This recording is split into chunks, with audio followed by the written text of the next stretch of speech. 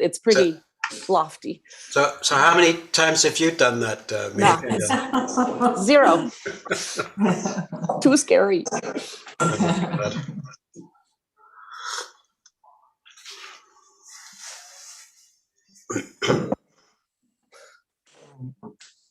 Get some Kleenex.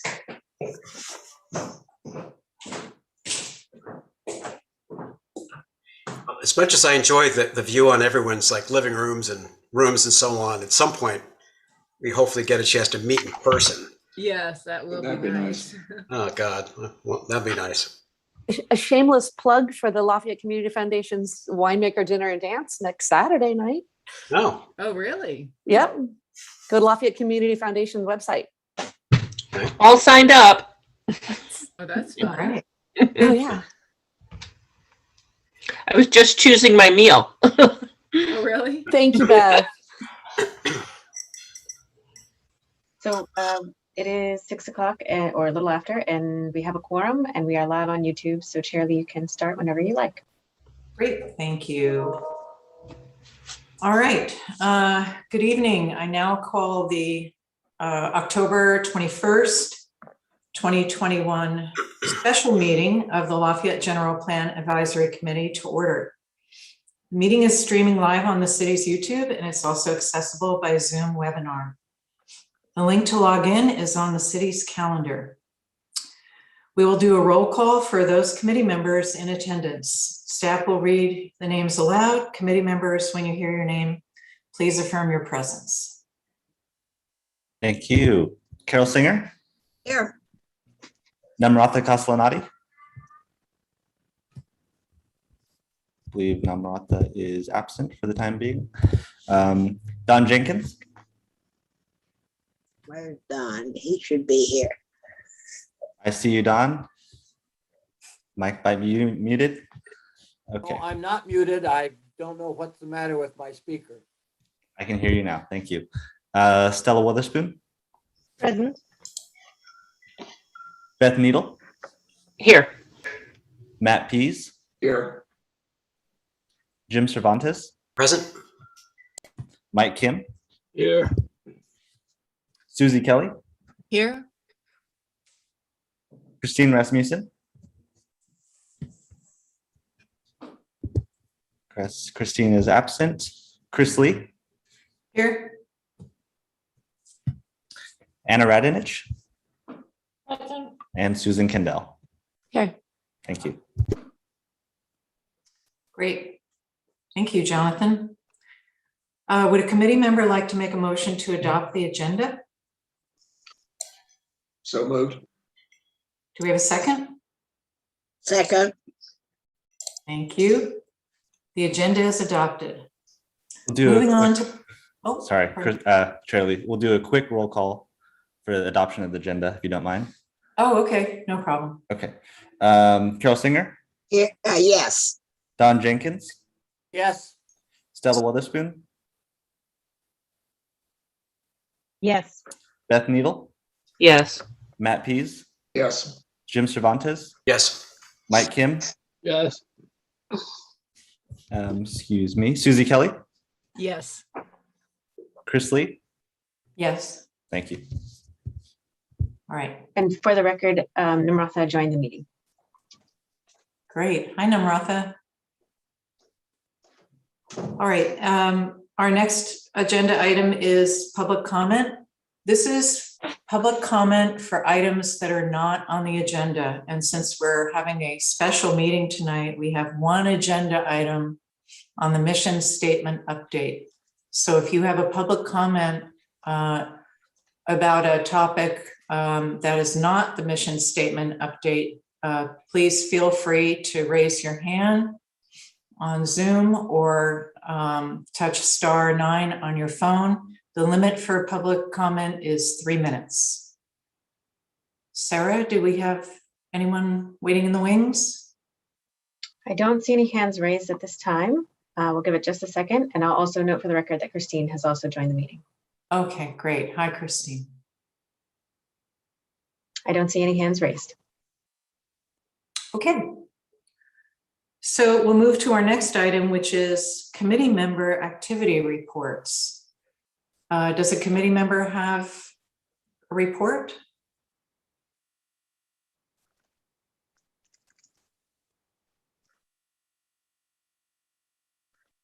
No? Anna? As well as a liaison, I have a report. So not on behalf of GPAC and not on behalf of Planning Commission, but I did meet with Jeremy Levine today for coffee. Jeremy obviously is with Inclusive Lafayette. And so we didn't discuss anything particular to GPAC or particular to Planning Commission, but kind of just general information on my history, my background, how I came to Lafayette. He did share a little bit about Inclusive Lafayette, but that's it. Just wanted to let people know and just kind of put it on the record that we did meet today. Thanks. All right, thank you. Let's see if we have any other hands Maybe I up. should, Carol? I'm not sure if this is the right place, but at our last Parks, Trails, Recreation Commission meeting, I didn't have the new mission statement yet, wasn't out yet. So I talked about the old mission statement, not the current one, the proposed mission statement. And we had a very full agenda. So we did not have a long discussion because I also mentioned the new one was coming out. So, why comment on the one before this one that just came out? But I did mention, what I wanted to mention, and the commission agreed. So that's my report. And I'd like to take this current mission statement that we're going to discuss tonight to my November, I think it's the 6th, November 10th PTR commission meeting for their full feedback on the mission statement. And I know Sarah said at our last meeting that would be okay if their input came in after the November 10th PTR meeting. Right, I think our next GPAC meeting is November 17th. 16? Oh, is it 16? 16. Okay. So do you think we'll have their comments by then? Well, PTR doesn't meet till the 10th. Yes. Okay. Comments by then. Great. Good. I don't know about the other commissions. All right. Any other committee member have a report they'd like to make? Okay, I don't see any hands. So I'll close that item up. That brings us to our discussion item, which is the mission statement update, a review of the process and progress from the subcommittee. And Jim, I believe you're going to start off. Thank you, Chair Lee. I'll lead us off here. And maybe, Sarah, if you could pull up that presentation for the benefit of the group.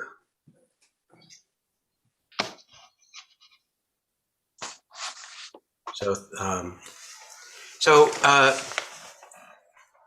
in as much as we've been talking in some form or fashion about the mission statement, in a way, since one of our earliest meetings in November, we thought we're at a point now where we can really have like a full conversation about this. So there's a item in the agenda packet that for this session, it was actually in the September meeting packet too, which kind of goes through a timeline of this whole process. And I won't go through all of that. But as I mentioned in one of our first sessions in the discussion about land use in the city, the question was raised about given what we see in Lafayette and what was described as land use in the city, is this consonant with the mission statement? And the decision of the GPAC at the time was, well, let's go to the city council and so to see if they would like us to review this or if they want to do something with it. Because as I recall, I think there was a work item in the city council's work plan that included a review of the mission statement. That's my recollection. In any case, there was a city council meeting in mid-December. It was the 14th, where the topic was presented to them, and the council decided it would be appropriate for the GPAC to gather public input and on the mission statement and work on an update for submittal to the council. And actually, Sarah, you could use the next slide. Thank you. So that was the charge the council gave to us. The GPAC shortly afterwards decided to form a subcommittee because our priority was to get the community engagement for the housing element off the ground. And in the following month, a subcommittee was formed. It was myself, Namratha Gasanati, and Matt Peace. Our charge was to sort of like do what the council had directed us to do, which is to gather public input, evaluate it, work through it, come up with some recommendations with respect to a revision of the mission statement. So that's kind of where it all started. We submitted a charter to the GPAC, sort of launched conversations with this committee about every other week about the public outreach process, which was a high priority for us. Came up with a survey, which you might recall. We presented it to GPAC, we presented it to the council. It went live kind of end of April, early May, and it was open for like 10 weeks. We gathered public feedback on values, and I'll touch on that a little bit later. Kind of from that, took a crack at a draft of a mission, values, and principle statement, which we submitted to GPAC in July. We talked about that with the council as well. And then we launched a follow-on survey, which was to get sort of tactile feedback on the draft that we developed in July. And that went live in August. That closed in September. And so we've been chewing through that. We talked about that a bit last time. There was a really lengthy spreadsheet that I think you have in your packet that goes through all the comments. And so kind of with that, and based on other feedback we received from emails, letters, conversations with stakeholders, kind of did a redraft of the July statement, which is what we have now. We're calling it the October draft. And we'll get to that in a bit as well. But that's the context. And our goal all along was to really honor the request of the council to do thorough public input, kind of put our best thoughts to work on this, kind of come up with a draft that reflected the public comment, and in the end, get it back to GPAC for your consideration, and ultimately get something to the city council. We're going to hope to do it at the end of this session, and I hope we have a good, robust conversation. We're going to ask for a sort of a straw poll just to get a sense of where the GPAC is on this draft, acknowledging there may well be further edits to it. But we kind of want to get a sense as to whether we're in the ballpark or somewhere out in the parking lot. So that's kind of where we'll end up with tonight's session after we have a good, thorough conversation. And so that's kind of the gist of what we're trying to do. So we're going to divide this up into threes. Namratha will kind of talk through sort of the part about, why consider re-examining the mission statement. I'll talk a bit about the process we went through for public input, kind of starting with the current and older mission statements. And Matt will talk through the draft that we've got now. And that's kind of how we're dividing this up. So maybe with that, maybe if I could turn this to Namratha, if you'd like to. Yeah. Okay. Could we go to the next slide, please? Oh, okay. Thank you. So first of all, why change the vision and mission statement? As we're seeing from these numbers, Lafayette and the Contra Costa County has grown a lot and has become significantly more diverse. In these particular figures, I've highlighted the racial diversity, but I think gender diversity and other types of diversity should also be included. Seeing that our community was 99% white in 1970 and is now far more diverse, 81.25% white and 11% Asian and some multiracial households. It's really nice to see, and I think we need to take a step forward and have a mission that reflects our new diversity and is forward thinking. Also, next slide, please. Okay. And then we have a couple of photographs here showing how change can be positive. Frankly, I would say that today's Lafayette, which is the colored one, the color image is looks nicer, is more vibrant, has more trees and parks, and it seems less congested and more natural. So change can really be positive over the decades. And if we go to the next slide. This one also highlights the nature and the beauty that we have created over the decades through planning and through striding forward. And so I think it's time to create a mission that also takes a step forward and allows us to grow and think bigger and better. So I'll pass it back to Jim. Thanks, Namratha. I mean, looking at the blue chip stamp sign kind of makes me feel a bit nostalgic, but it's pretty clear that things have changed over time. And I want to thank Carol Singer really for this next slide. Carol asked the city manager to look back to prior mission statements, and so this is distilled from that. And I thought it was actually very helpful because we've often called the current mission statement the 1968 mission statement. It's really probably not quite accurate. The first one that the city could find actually goes back to a 1973 Goals and Policies Committee, and the statement on this page really is it. And this concept of preserving and enhancing Lafayette as a low-density, semi-rural residential community, which is a through line in subsequent versions of what became called to be a mission statement. The next piece that came up from the staff's research was actually from a 1991 staff report. There was a council meeting where the mission statement was discussed. You could see that sometime between 73 and 91, it expanded a good deal. We don't have the tracing of that, but nonetheless, it grew. That semi-rural character component remained, but there are other components as well. That the concept of strict land use decisions and zoning, using a volunteer system of committees and commissions to execute the city's programs, and doing this while following a conservative fiscal policy. So those are like some elements that at least go back to the early 90s, probably before then. We just don't know exactly when. What's interesting, if you look back at the minutes for that meeting, which is in March of that year, there was discussion about the semi-rural term. There's a council member who felt that it means different things to different people, didn't quite know what it meant, but the majority of the council at the time felt that that was the appropriate word to use, and they stayed with it. Following on then, in 98, there was a further adaptation to the mission statement, and which is in front of you here. You can see, again, it refers to the semi-rural character of the community, using a volunteer system of committees and commissions, and a conservative fiscal policy with limited services. So those are some of the key elements that were in the mission statement as revised in 98. The council actually tweaked this a little bit in 98, that the verbiage of like assisting a small staff became kind of and work more like there was an and instead. So the idea of instead of these commissions assisting staff, it was working together. That was the concept. So that's kind of pretty much what we have now. And I thought I wanted to break up the elements because they sort of emerge in the work we did in the survey. So maybe Sarah, if you could flip to the next page.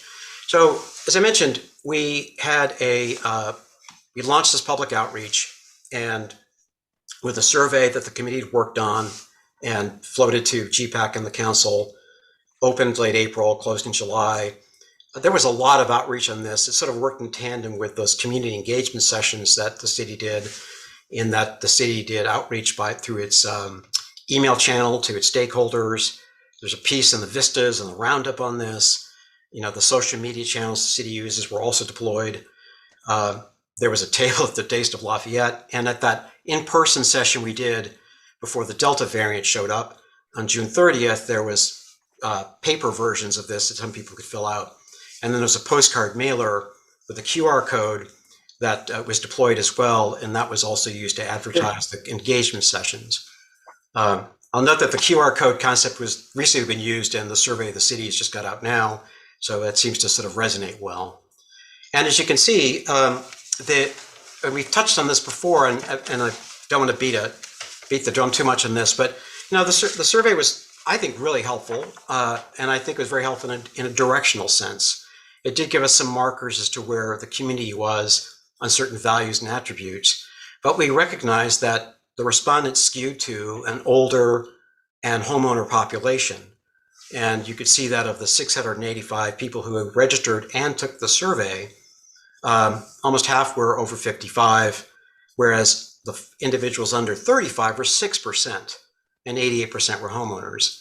And I want to flag that as, honestly, as a committee, it would have been good to have gotten more feedback from our population of millennials and Gen Z individuals, because they're sorely underrepresented. And so there have been some efforts to do that. There was a youth engagement session that Namratha was involved with. And we view that as important because in the surveys, that group is very underreported. And I know we've gotten some pushback on that, but honestly, when you look at the data and the fact that people under 35 are only 6% of respondents, we felt we should try to do something to get more of a viewpoint from that cohort. So that was the survey. And then Sarah, thank you. So I kind of want to salute Mayor Kendall here because we stole her slide that she sent to us. This is actually a pretty good way of presenting the results of that survey that closed in July. And you can see it ranked in rank order from the most preferred or most voted for option, if you would, for safe, all the way to the other end with limited public services at the tail end. And I think it's interesting in that if you look at the current mission statement and its predecessors, the elements that are in there, semi-rural, you could see that it was like number 5 on the list. Fiscally conservative government, kind of in the middle, it was 15. But what's interesting is that limited public services was dead last, and by a good margin. Which to me says, if you look at it, it kind of means that there are some viewpoints changing in the city, whereas an attribute that was held rather highly in the 90s is dead last in the survey now. So that alone would indicate that some reexamination of the mission statement is a worthwhile enterprise. And what we took these points and tried to craft a draft around that, trying to sort of pick up elements from these components, and Matt will touch on that later on. But that was sort of like the survey we did. And if you go, Sarah, to the next page, we also asked kind of a related question, which was, how should the city prioritize tax dollars? And here you have to kind of look at it a different way. It was ranked like, what's your number 1 to number 9 or 10? So wildfire safety is actually the highest ranked one here because the highest priority. It was like closer to being ranked 1, let's say, than public arts at the other end. But wildfire safety, public safety, parks, trails, creeks, and so on were the highest rated attributes. So that was something that we kind of tried to take into account as we were crafting our work as well. And then as far as that, so kind of with that, we put together a draft. It's in the package. It's actually an appendix to this presentation. We can go back and look at that if folks want to. But we took that, what we received from the first survey, tried to wordsmith something that would pick up on the themes. And then we posted that in early August to get direct feedback on the draft. So let's call it the July draft. And that feedback is in your packet. It was in the packet in September. It's in this one as well. It's a rather lengthy spreadsheet and with a lot of really detailed and thoughtful comments. Very qualitative. And we struggled with how to summarize that. We talked about that at an earlier meeting. And Matt will talk about, we pulled out certain themes. Matt's going to touch on that. But we sort of took that to heart because there were some number of comments and feedback we received. And in getting this one out, we also used a similar approach to get public to respond in terms of beyond whatever GPAC members would do. There was an email from the city stakeholder list, piece on the roundup, the social media channels the city had were deployed. So that's how we did the outreach. And there I'd say the look and feel of the respondents was similar to the first survey in that individuals who are over 55 were over half, individuals under 35 were 8%. So again, the same skew towards an older homeowner population. We had 207 respondents out of almost 800 that went to look at it. And we've kind of wondered about that in that, this was a survey that took time. So for example, if you've responded to the survey the city's got out now on how to use Recovery Act money, I did that on my cell phone in about 5 minutes. This one took a lot more than that because people gave us really thoughtful, detailed comments. It took time. And maybe that was something that led to the lower number. I'm not sure. But again, it was, like I said, it was really thoughtful, qualitative, and that's what we took to heart. And we also asked to try to get a gauge on how people felt about it. We asked two questions. If the vision statement accurately reflects what I envision for Lafayette, we asked people if they strongly agreed with that statement. Somewhat agreed, neither agreed nor disagreed, somewhat disagreed, or strongly disagreed. And when you look at the respondents of that, about 70% felt that they either somewhat or strongly agreed with the statement that the vision statement accurately reflects what I envision for Lafayette's future. About 22% said that they did not, either somewhat or strongly disagreed. And with respect to the mission statement, very similar kind of question, does it accurately represent what I envision for Lafayette's future? And the responses broke out similarly, maybe slightly less on the yes side. 65% either somewhat or strongly agreed with that statement, and 25% said they did not. They either disagreed somewhat or strongly. So that was the feel. We kind of took that, one second. We kind of took that and felt that, well, we've got this draft. We think we're in the ballpark, but we've gotten some really thoughtful comments and began to use that to sort of rework the document.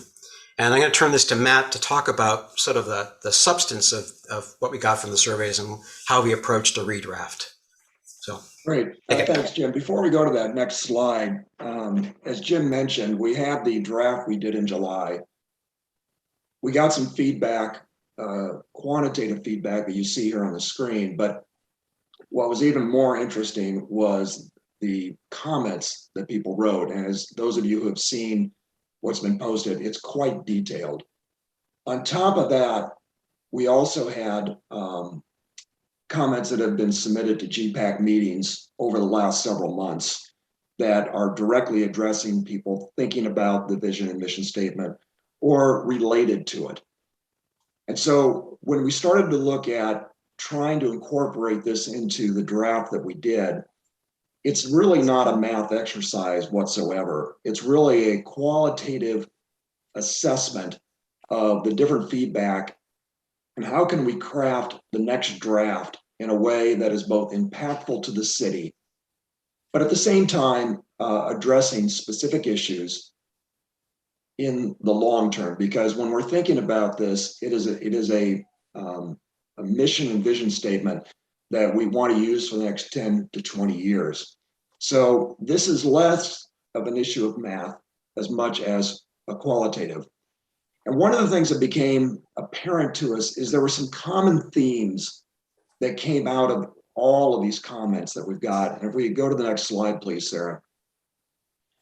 We saw 4 themes. Now, this is a judgment call, and they are fairly broad in nature. And these themes are ones that we think represent the vast majority of the comments that we've got. And you see below each theme some sample comments. Those of you who have seen the actual data realize this goes on for pages and pages and pages. So this by no means represents every one of them. But the first theme is people that kind of like the direction of the draft. Some of them offered some small-ish or minor changes in specific wording or priorities. And you see some fairly typical comments that we saw in that area. So this was from a group of people that in general like the direction. Now, in all 4 of these themes that I'll cover, there's really no way for us to say what number of people subscribe to that theme, because the way the survey works, it's almost impossible to do. So it provided us direction. The next one is kind of on another level in terms of the survey data, and that is basically don't change the original city mission, whether it's 1968 or 1972. It's that original mission statement. And we saw that quite a bit, with a lot of focus on the word or the phrase semi-rural. Once again, you can see some of the sample comments that we pulled out of there verbatim, but once again, these go on for quite a while. So that was another theme, quite different than the first one we covered. You can go to the second page, please, Sarah. And then the third and fourth one, this third one is an idea that we saw come out where there was an acceptance of this new vision and mission statement, but a particular interest in this small town, single home focus. You know, sometimes it manifests itself in kind of a low growth type of area. And the idea of keeping this a somewhat unique city compared to larger cities like in San Francisco or in Oakland. And then finally, another theme that came out, the fourth theme, is when we use the label, be more progressive. There are different ways to do this, but in essence, what people were saying is we need to be more aggressive or really kind of move into a new direction. Really adding a lot more language about inclusive, diversity,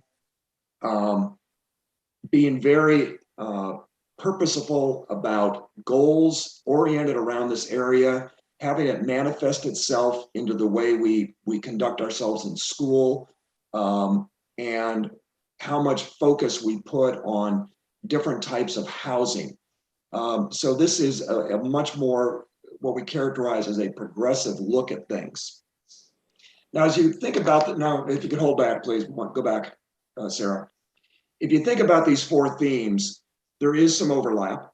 At the same time, there's a lot of divergence. And it did strike us that it's very hard to satisfy everybody in what we're trying to do and still make this a meaningful statement that can help us in policy going forward. So as we thought about the redraft, there were a couple things that we had to merge. And like I said, this is not a math exercise.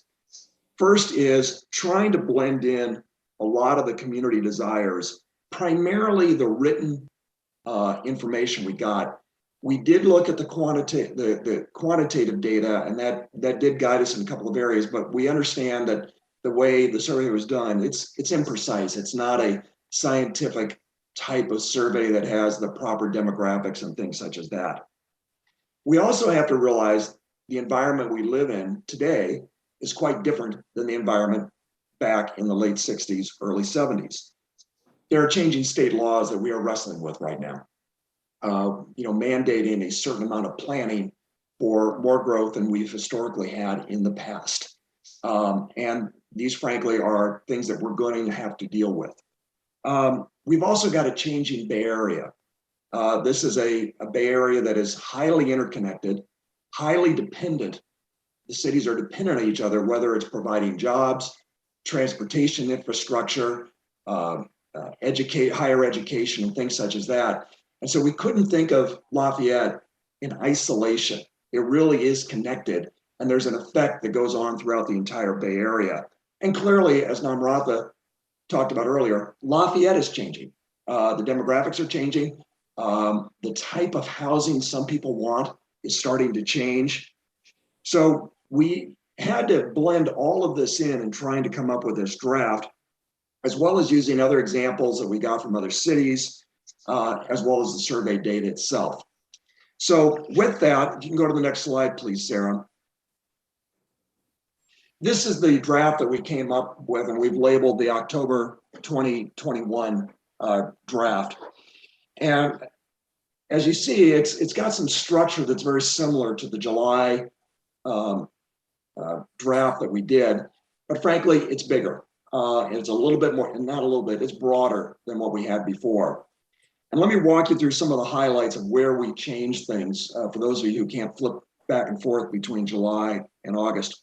First is we kind of labeled these areas a little bit better in terms of its description. So the vision is what we desire in the future. It doesn't mean we're there today. And there's a lot of work to do, a lot of the things that are in there. So we thought this was a better description of what this is. And the front end is a sentence that we added that wasn't there before. And we talk about this being this uniquely livable community. And we changed those, we chose those words very carefully because this is an area that people live. It's not an area that they pass through. It's not a big high jobs area.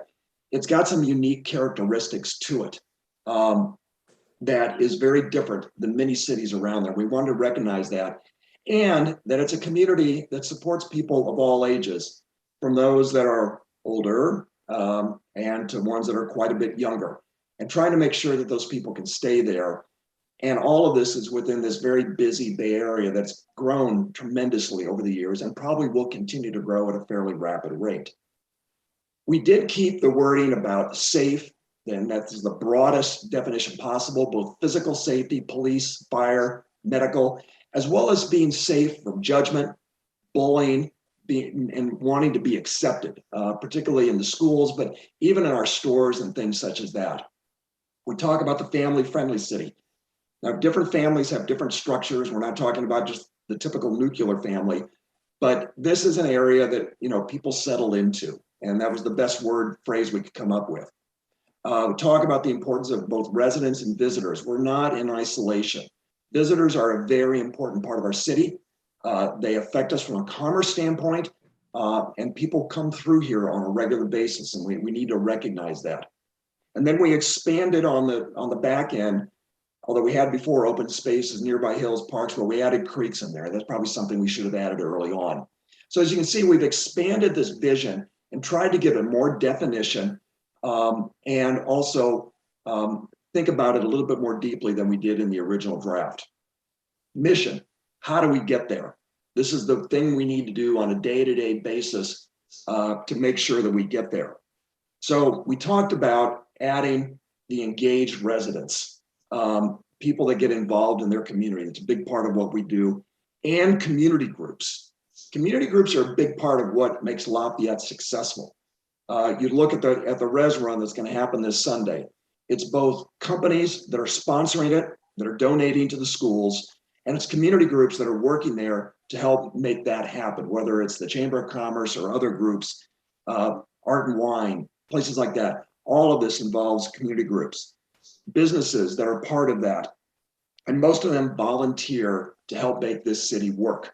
The volunteerism that was talked originally, we preserve that. We think that's such a valuable part of what we do. And then finally, this place where we can live, work, which is what we added based on feedback, visit, and grow up in. Once again, making it all encompassing. And then finally, on the right-hand side, originally we had phrases like character, values, and we struggled a little bit with what that means. And we came up with guiding principles. This is how we make decisions. And this is decisions whether you're in a community group, city government, a business owner, or a resident. Some of these are ones that you've seen before. The value everybody. Everybody gets included. We talked about prior to this, prioritizing education. That is a big deal in Lafayette, but we expanded it. Lifelong education. You think about the Learning Center, the library. Doesn't matter what age you are, you use that resource to help continue to learn. And we think it's more encompassing about how we think about things. Little bit of wording change on the balance between environmental sustainability and sufficient infrastructure. We think there's always going to be a little bit of tension there in making sure we've got enough infrastructure as well as sustain the environment, and technology will change that over time. And I think the way we think about this will be very different 10 years from now, 15 years from now than we think about it now. But that balance is something we're always going to have to think about. Now, the phrase that we added is this fourth one, is protecting and preserving what we call our natural legacy of the hillsides, the open spaces, and the creeks. It's preserving those aspects that some people describe as semi-rural it's what this is all about, is preserving that. That is the hallmark of Lafayette. The second to last one, we expanded that a bit because the city is changing. In the past, back in 1968, you maybe could use one label to describe Lafayette because it wasn't that big of a town and we didn't have the unique neighborhoods that we have today. So the idea is that we've got this commercial core, retail, businesses, restaurants, places like that, that we want to be successful, and we use the word vibrant, that people can be attracted to. Keep it in the downtown core. That helps with traffic management, and the housing that we're going to put, probably most of it will be downtown. So keeping that downtown, which helps with traffic and helps us run our city, quite frankly. But at the same time, enhancing the quality and the character of the distinct residential neighborhoods. We've now, over time, developed different neighborhoods that have different personalities. The residential area of downtown, I'm not talking about the core commercial, but the residents downtown, it's a very, very different vibe than if you go out to Release Valley. It's different than where I live on the trails. It's probably different than when you think about parts of Happy Valley. So the idea is that we continue to enhance the quality, but recognize there's differences throughout Lafayette. And then finally, we tweaked a little bit at the end, this idea of the city government being fiscally responsible, transparent, and once again, volunteers that serve on boards and commissions. So we've reemphasized the volunteer piece. So as you can see, we've changed quite a few of the words. We've retained what we thought was the valuable piece that we originally came up with and made this a little bit broader to try to make sure that this encompasses more of our community. Next slide, please. And so when you go back and you look at the July attributes, we tried to map the words that came out on those values, and you see them in yellow that directly translate over to our mission statement, our vision statement, and the guiding principles. And you can see a lot of those translate right across. At the same time, there were some other words that you see in red. We didn't use exactly the same word. And the reason we didn't use that word, and I'll talk about semi-rural in particular, is as we were talking to people and we were getting feedback from people, semi-rural means slightly different things to different people. So what we came up with are words that we believe are much more descriptive, and 10 years from now will mean the same thing that they mean today. And so we've actually, in our opinion, made this more descriptive on the semi-rural piece, but also for the active downtown, the fiscally conservative government. We've used slightly different words, so we've indirectly addressed those issues on the right-hand side of the statement. So I trust that the community can see that we really did listen very carefully to the survey, the feedback, the comments we got, and incorporated in that still in a way that not just is broad, but is also pointed. Last slide, please. So if we had to summarize, why the subcommittee chose this draft, these are really the four basic reasons. We wanted to pick words that have clarity and lasting impact on us for a long time. Semi-rural was clearly one of the big ones that we had to deal with. There are people that do not like that word at all. It means something to them that is not very welcoming. To others, it's a very precious word. So what we tried to understand is, what do those words mean and how can we say that in a different way that we can live with for the next 10, 20 years. Inclusive, same thing, is we think as we get better at this, that word may change, but we think it really boils down to this idea of being safe, welcoming, valuing everybody. So the word clarity was very important. I've said it a couple of times. We were looking for something that's going to last 10 to 20 years, that's aspirational in nature, that helps us do better well into the future, but still retaining what is unique about this. Balancing the different themes from the community, and then making it broad and strategic enough that but it still gives the community some latitude in how we decide policy in the coming decades. Some of the words in the past, frankly, were used just to say no to everything. And it tended to box us in and not give us the latitude to do things differently when it really made sense. So if I had to boil it down to, why did this new draft why did we pick this? It really comes down to these 4 issues. And then as Jim and Martha talked about earlier, we're going to take additional feedback tonight, do some additional tweaking, and then ultimately in November, we hope to come back to the GPAC to get a thumbs up, thumbs down on how they feel about the next draft, which would be in November. So with that, I'm done. We're done. And Chair Lee, I will turn it over to you in terms of how you want to handle the next steps. Thank you, Mission Statement Subcommittee, Matt, Jim, and Namratha. Thank you very much. I know the amount of time that you put into that presentation, so thank you. So committee, what we're going to do is follow our normal process, which is after discussion items are completed, then GPAC will ask questions this time of the subcommittee, and then we'll break and take public comments related to the discussion item. And then after public comments, we'll regroup and have a discussion. And in this case, after our discussion, Jim had mentioned that he's interested in having a straw poll to see where the committee is after the discussion, presentation, etc. So why don't we open for questions? I'll do my best to see the raised hands. Sarah, if you can keep your eye out too. Do any GPAC members have questions at this point?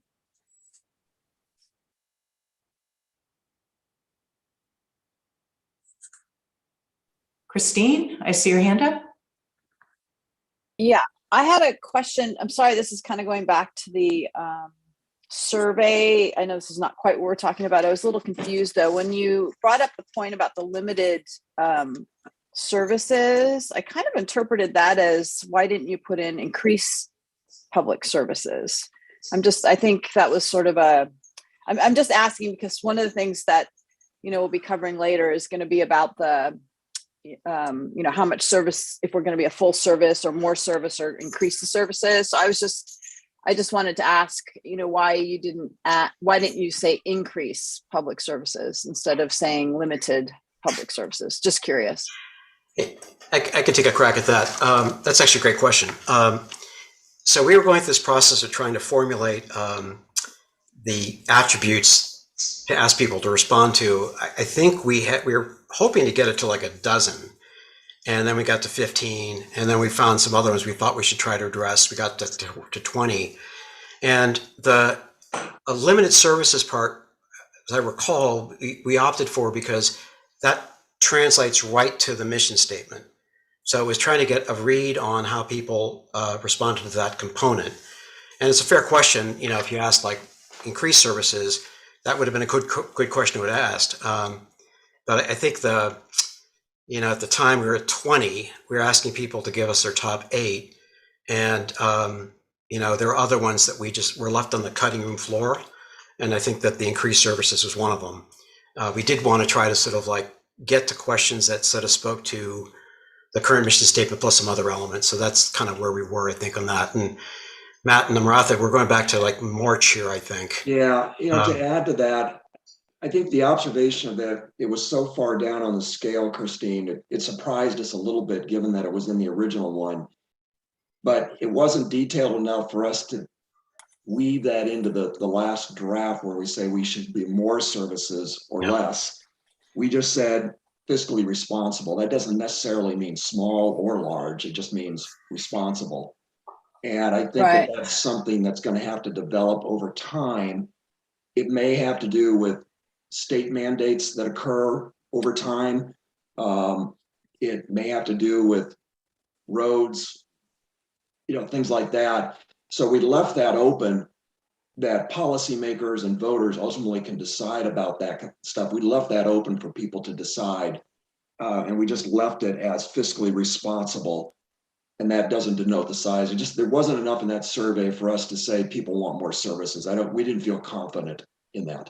Yeah, that's kind of what I'm bringing up. I think that when I filled out the survey myself, I like the fact that we have limited services in the city. So I put that down at the bottom, not realizing you meant the opposite, which was to actually say we want more services. Do you see what I'm saying? So Yeah. I was just curious why that wasn't, why you chose the limited service versus increase the services. We actually didn't choose limited services. We said fiscally responsible. Oh, no, I'm just saying in the survey. I'm sorry. I'm just kind of backtracking because I was just trying to get where, like you mentioned that it looked like people wanted more services. And I thought, well, when I filled out the survey, I didn't interpret it that way. So, it's a bit tricky, right? I just wanted to know why you guys didn't say increase services if that's what we want, right? So it's sort of a weird thing. But anyway, that was just my question. I just needed to know if that was a reason for that. And you answered the question. So thank you. So I think what I could say is in that part of the survey, was that we asked people to rank their top 8, 1 through 8, given a list of 20. So that's kind of, so it just ended up that was not in people's top 8, pretty much. I think is probably the answer. Maybe some people did. That's why it ended up being so far down the list. And, there are some big policy debates going on in the city. And we may, the survey that's out now may speak to some of this stuff, I suppose, but it may be, there's policy follow-up on all that. And I think we tried to sort of address it the way Matt did, which is like talking about the notion of being responsible. Right. I also had another question for you, and I don't know if this is a Sarah question, but you titled the, let's see, I can't find my notes when I need them, something to say about the new policies, or what was the new name of the characteristics? You changed the name of that. What was it again? It was guiding principles. Is that going to conflict with our GPAC other stuff that we're working on right now, where we have principle? I'm just asking. I don't know if it matters or if it would cross. Yeah, you know what I'm saying? It's a good question, Christine. We don't think so, but if something jumps out at you after you've had a chance to look at it, we ought to think about that, because we did come up with those principles on housing policies, for example. Right. That's what I'm getting worried about. Does it? We don't think it conflicts with it. Okay. I think these are more strategic. They're broader. Okay. But if after you look at it for a while, if you think there's something in there, let us know. Okay. And that may be a question for staff. Maybe Sarah, I don't know if she's still can say anything, but is that going to be a problem? With, sorry? Yeah, we definitely want to make sure that we do look at the finalized mission statement, look at the goals that we created for the housing element and the other elements in the general plan, and make sure it is consistent and not conflicting. Okay, thank you. Okay, great. Not sure who came first, Carol or Stella? Go ahead, Stella. Oh, okay, thank you. I have a question, maybe a slight follow-up to Christine's. My understanding was that the City Council gave GPAC the task of revising the mission statement, and that then the subcommittee went and looked and thought, well, we should have a vision, a mission, and then these characteristics, guiding characteristics, I believe, from the past version. However, there is already guiding principles, there are already guiding principles in the existing general plan. And I believe that they're a fairly important foundational part. And so it's a question, I guess, maybe, if the council didn't direct GPAC to update the guiding principles, then are we doing that by calling this list of 6 items guiding principles? Maybe they should be called something else. And I guess the follow-up question is to Sarah, how do we reconcile the 4 guiding principles in the current land use, or rather current general plan, with these 6? It's good feedback. Yeah, certainly we should look at those and make sure they are consistent and not conflicting. But generally speaking, also the general plan is the mission statement is not currently within the general plan, just those guiding principles are. So whether we call it something else and also make sure they're not conflicting, I think that's positive feedback as well. Yeah, I mean, that was my thought exactly, which is that the guiding principles in the land use or sorry, in the general plan, or effectively the constitution for the city. And if that's not what GPAC was asked to edit, then we certainly shouldn't be doing that. So thank you. So I think what I would say on that, there's a good observation there. And the earlier phrasing we used for that third leg of the triad was guiding characteristics earlier, and we moved to principles as Matt described. I kind of like that word better, but that's more wordsmithing, I think. And we took the view that we'd given this mission to solicit public feedback and come up with a revision to the mission statement.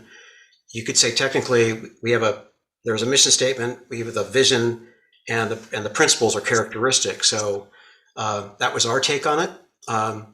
I think in the end, whether it's all three pieces or just one or whatever that the GPAC in the end signs off on, the final word's going to be the city council, who will determine whether they like all of it, none of it, want to stick with the existing mission statement, or do something in between.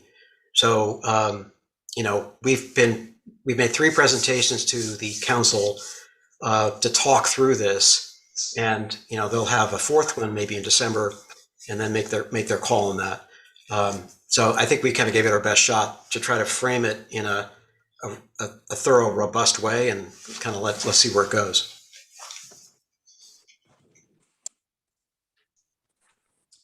Okay, Carol, you have your hand up. Yes, I have the same concerns as Christine and Stella, particularly the guiding principles. I picked that up also.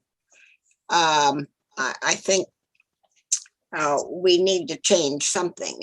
We have the guiding principles in the general plan, and then these are guiding principles if they're adopted. So I think it'd be very confusing to people to have 2 sets of guiding principles. Number 1. Number 2, to me, this group needs to decide what is the mission statement. For instance, the top here says on your presentation, City of Lafayette draft vision and mission statement. Doesn't say anything about guiding principles.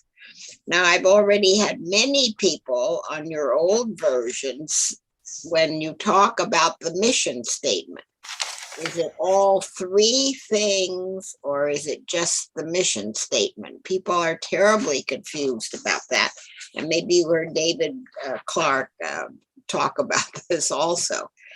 So, and here we kind of go again. You say here's the City of Lafayette draft vision and mission statement. So I guess in this, what you've just presented, the mission statement includes the vision statement, but not the guiding principles. So, Carol, is your recommendation, just make sure I understand what you're saying, is your recommendation that we should add vision, mission statement, and guiding principles? Would that help better? Well, that would help a lot, but then also you get into what exactly is the mission statement? Is it what you call the mission statement, or is it all 3 things? That's what people are very confused. Well, and give us some feedback on that. That's why we put these descriptors next to vision and next to mission. Mission is how you get there. Vision is where you want to go to. They're very different. I understand that, but people, when you say mission statement, it comes with different things. Like here, it comes with the vision and not the guiding principle. And before it came with the mission and not the values. So you have a recommendation then of what we might do differently, Carol? Well, I'm not sure. You call the whole thing a mission statement, and I don't know what you would call the part you now call the mission statement. So if the whole thing is the mission statement, then I need to do something to indicate the whole thing as a mission statement. If the mission statement is only the mission, then you need to take out, when you talk about it, including vision and guiding principles. But there's 3 things here. There's a I vision statement. understand that. May I That's just my point. interject? That's my point. So that's what I'm trying to ask you is what would you recommend? I don't know, because what I'm asking you, I think, is what do you intend to be the mission statement, the whole thing, or just the part that's the mission? Namrata, That's what the public, bail me out here. public doesn't understand. Yeah, I understand it's probably very confusing. I think we've been kind of being a little flippant with our word choice and calling the whole thing the mission and also calling the mission the mission. So would the whole issue kind of be sorted out if we called the combination of all three the vision, mission, and guiding principles? Like, would that just sort out the whole problem? I think it would, and not talk about just the mission statement. Okay. Okay. So that's a good suggestion. okay. So in the future, we'll just call it. It makes vision. a long statement. Maybe we have some initials for it. We'll wordsmith it, but that's a good suggestion. So I just want to give you some information. I'm looking at the Mill Valley mission statement, which is very good actually, and they call it the mission statement, comma, core values, comma, priority projects. So I'm sure the shorthand for that is mission statement, and I'm thinking that one of the changes also with the work that the subcommittee has been done is that we can continue to call it the mission statement, but now the mission statement has three parts. And I think it's easy to come up with good names for those three parts that don't conflict with other pieces of guiding literature that, already have those names. And I would. So I think we're in a naming discussion, kind of a circle. So if we know that we can fix all of that and we agree that it should have the three sections, then maybe that's what we should talk about and during our discussion. Okay. Yeah, and I'll just say that the idea was the three pieces work together. They all complement each other and amplify different things. It's Trinitarian because it's all one, but there's three pieces to this. And so I think maybe coming up with a clear way to describe it, as to Namratha's point, is probably the way to go here. Right. Maybe you could think of something else to call the mission. Right. Engagement or something, vision, engagement, guiding. Roadmap. Then call the whole thing the mission. Right. Thank you for all your work, by the way. You worked very hard on all this. Much appreciated. Absolutely. All right, Mayor Kendall has her hand up. Hi, you guys. Thank you so much. And I love the conversation.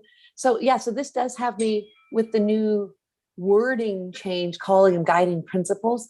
That does have me think that those are the ones that are intended to go into the general plan. Is that the intent? Or are these, because they used to be characteristics, and at that point it's like, okay, great. But now that they may be, they look very similar to our guiding principles, and now they're called guiding principles, and are these the ones intended to go into the general plan? Well, in full transparency, when we came up with these, we really related them to decision-making around the vision and the mission. That was really our singular focus.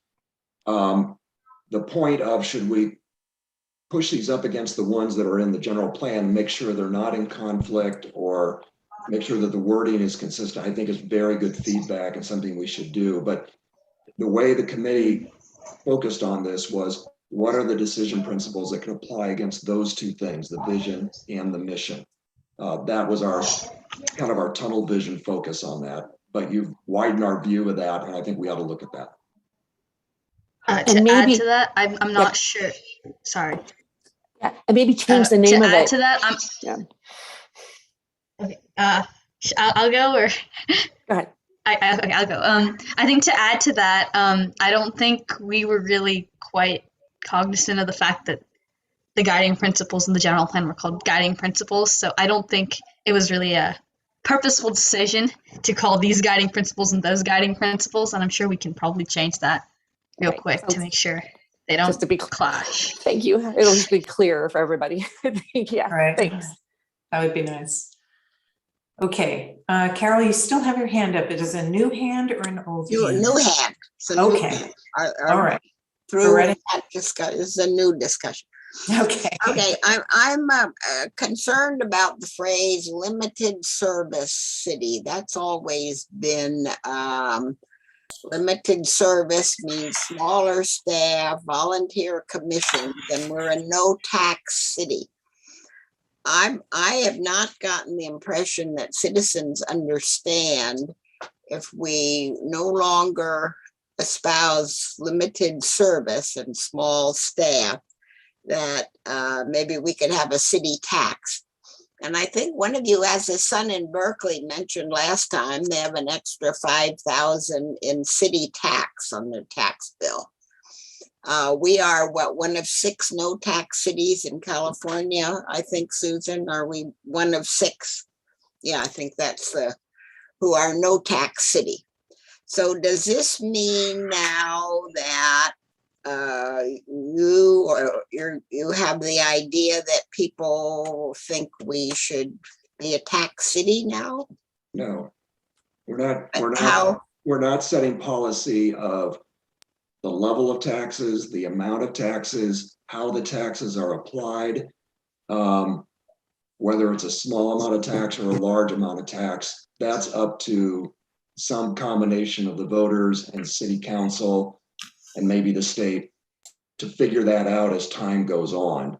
All we're saying is that the city needs to be transparent about what they do and fiscally responsible of how they do things, and continue to depend on volunteers as part of their workforce, in the commissions and the boards and things such as that.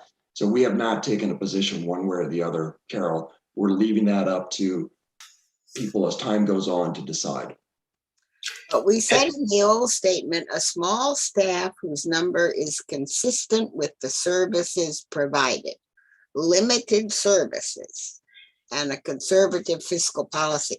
So Erlinghorn pointed out that's been the mainstay of our being a no tax city, and now it's gone, completely gone. Well, So go ahead, Jim. Yeah, I was going to say, no, it's not gone. I was just observing in the survey that of the 20 different attributes that were up for people to discern as to what they thought was important, it came in last. So, but I don't think people were told what that meant. Well, fair enough. And in the survey, what it meant was, though, that in as much as it was sort of last on the list, it wasn't something that we incorporated into the document, because we were trying to sort of hit on elements that had greater resonance with the polls we took. We did all the public outreach for a purpose. The purpose was to sort of try to get a sense as to where people were in the city about different things, and we tried to sort of embed that into the documents we worked on. So it would have been kind of inconsistent to take something that was dead last and put that in there. That is a policy debate. And all we're saying in this is that, to Matt's point, the city will maintain a fiscally responsible and transparent city government, which seems fair. Those are elements that are higher up in the list. And this concept of the volunteer commissions and boards like we are is really part of Lafayette's DNA. So we kept those things. But all that, tax, no tax, those are policy decisions that the council and the citizenry will decide on. We're saying nothing about that. All we're saying is it's fiscally responsible and transparent. no, I understand that. I'm just saying, I don't think the citizens were given that choice. Do you still want to be a limited service city with a small staff? They weren't given that choice. That's asking a different question. But that's what was in the old statement, and it sort of got erased. So and I will say in the end, again, we're sort of at the crux of a council, I gather, was probably in the crux of a discussion about revenues and projects and so on. Ironically, from my read of the minutes from those 1990s meetings where they talked about the then mission statement. They were talking about projects, and they were talking about ways to raise revenue. So in some respects, this is an old debate in this city and all over California. But that's a debate, really, it's appropriate for the council at that level. And they may conclude that keeping that language with respect to limited government, limited services is appropriate, and council could decide to include it. That's totally their call. Thank you. Thank you, Carol. Mayor Kendall. I totally understand that, but the fiscally conservative government was, in the middle, a little bit below the middle of the pack in the survey, which is kind of related to the limited services. I was just saying there's another piece of data in that survey that kind of relates to limited services, and the fiscally conservative government, to me, does mean it's pretty limited services and a small staff, right? And that's the decision. That's the decision that the council and the voters ultimately get to decide. Fair, totally. I'm just saying it's another piece of data in the survey that kind of relates to this topic. I think that's where we started to veer into the speculative aspects of this, where we didn't feel like we had enough data that we could take a definitive stand. And instead, we'd rather have the voters and the city council to decide at what level do they want to do things, and not to be dictated by this vision and mission statement, but by their own decision as times change over the next 10, 20 years. I would say that I'd also like to mention. Go ahead. I'd just like to mention that the phrase fiscally responsible is in there. So I don't know how that relates to fiscally conservative, but like responsible, being responsible, that's good. Yeah, this is one of those word choices that we grappled with. So for example, the word inclusive is not in this, but there are other things that kind of tie to that, going back to Matt's point. Fiscal conservative is not in this. Fiscally responsible is arguably a synonym.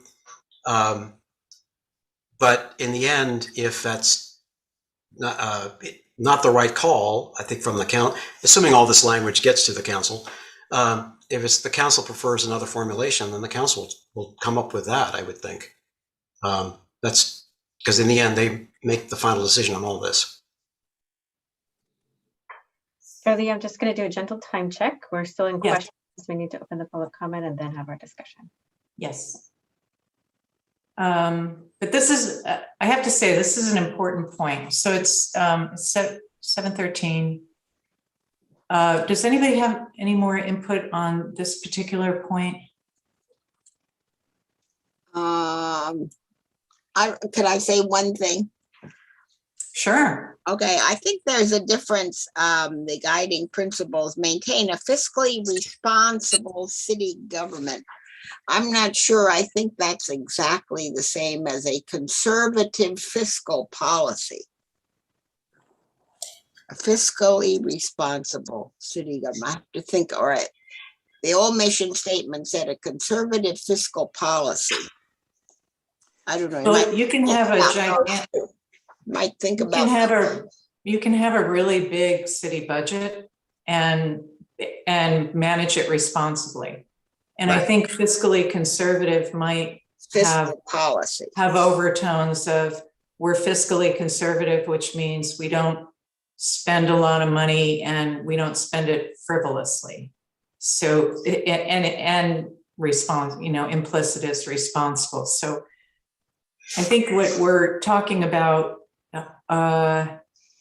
one is that this is probably a city council issue, since they are, this is an issue that they're going to be faced with if they aren't already.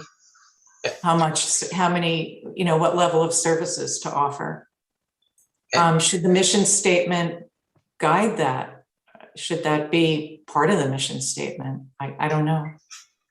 So I think that's right. In the end, this debate, and it's a good one, it's actually a good philosophical debate on fiscal policy, is at the council level. I spent a career in public finance working with cities all over the place, and some called themselves fiscally conservative, which to them meant we're not going to invest in infrastructure. And so, you had problems down the line. So it can mean different things to different people. Responsible seem like one way to get at that. But in the end, this is a council call, I think, as to what they feel is most appropriate. So we could put that as a note to the council. Is that Absolutely going to do?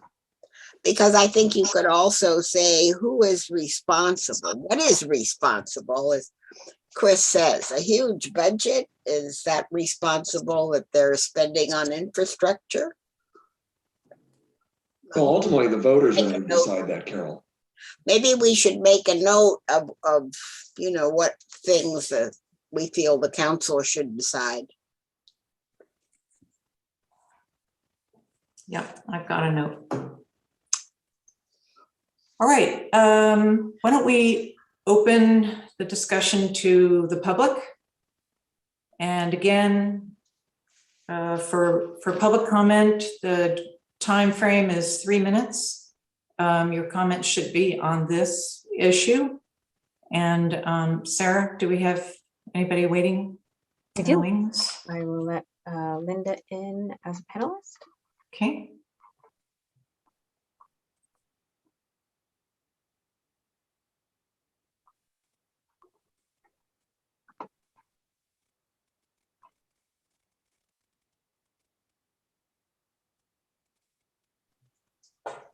Okay, thank you. I want to express appreciation to the subcommittee members. I didn't, you did some very good explaining of the wording. This October version is much better than the previous one. And I wanted to express my appreciation for that. And I also think that what you've delegated to City Council and future deciders is appropriate. So I don't think these 3 basically paragraphs can cover everything. I guess the only thing I would wish were there somehow would be limit growth. But again, thank you. You obviously put a lot of time into this. Okay, I'm done. Thank you, Linda. Letting Grace Dixon in.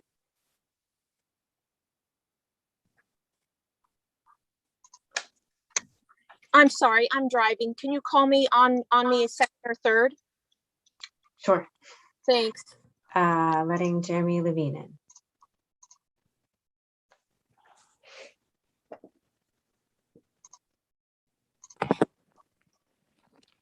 Promise, no controversy tonight. I'm just here to say that I really like the draft that has been presented, and I like it even though it doesn't say inclusion. And inclusion's my thing, so this is kind of hard to admit, but the reality is that diversity, equity, and inclusion was ranked as a middling priority on the GPAC surveys. It's just not one of the things that our city cares about as like its modus operandi. And so it probably shouldn't be in our mission. And I think that the committee has done a really good job incorporating the survey data and, using the information we know to judge what the residents want. And as previous speakers said, deferring to the council on some of the issues that are worth considering. So yeah, I just wanted to say I've enjoyed listening to this discussion. Thank you to the committee for all of your hard work incorporating the levels of feedback you've gotten at different points. And I look forward to seeing the rest of this conversation. Thank you.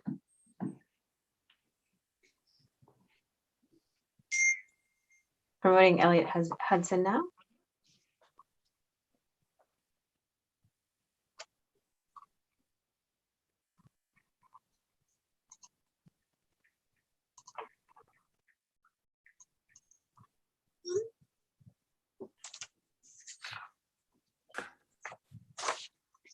I only have a few minutes, but I submitted a longer email that goes through in detail why the draft October vision and mission statements are not only unsatisfactory, but they fundamentally fail to carry out the subcommittee's charter to reflect the predominant views of Lafayette residents. If there is anything that is absolutely and incontestably true, it is that for 50 years and continuing today, among the highest priorities of current Lafayette residents is protection of the character of Lafayette. And that character, indeed, virtually the one thing that distinguishes Lafayette from most other communities is emphasis on the small town and semi-rural character. Those values are in every single past statement of Lafayette's values, including the 2012 downtown specific plan that followed years of discussion and that was based on a professional survey that contacted every Lafayette residence and business. The small town and semi-rural aspects of Lafayette are the reason many people choose to live here, and they are still what we value.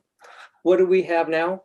We have a process that utterly failed to even offer residents a choice of small town in the community values survey. But the comments in that survey by the dozens nonetheless demanded protection of small town character. And where semi-rural, which in many ways seeks the same thing, was endorsed by half, 342 of the 685 respondents, one of the highest of all responses. And nothing in those responses indicate the people who value semi-rural want it restricted to the hills around the town. In your previous meeting in August, residents who spoke repeatedly reaffirmed that they really mean it and want those values of small town and semi-rural in the statements. Indeed, many statements, myself included, see no reason to modify the existing statements that served us so well. Instead, we had a subcommittee on an apparent campaign to deny that community will. After it did not offer small town as a response in the community values survey, and after it was strongly supported anyway, the committee has totally excluded it from both of their past drafts of the proposed statements. They also excluded any express mention of semi-rural from those statements. 322 residents prioritized limiting growth, which goes in hand with preserving Lafayette's small town character, but that was also totally ignored. The committee disparages those of us who support small town and semi-rural by dismissing our responses as skewed by older residents and homeowners. Garbage. We are residents entitled to full recognition and respect of our views, and many of us worked hard to make Lafayette the special place that it is today. The proposed October statements put forth by the subcommittee are unfair, and they are inconsistent with the subcommittee's charter of reflecting the broad views of the Lafayette community, and they are fundamentally dishonest in that sense. Tell the truth, put small town and semi-rural into those statements where they belong, or reaffirm the existing statements and leave them as they are.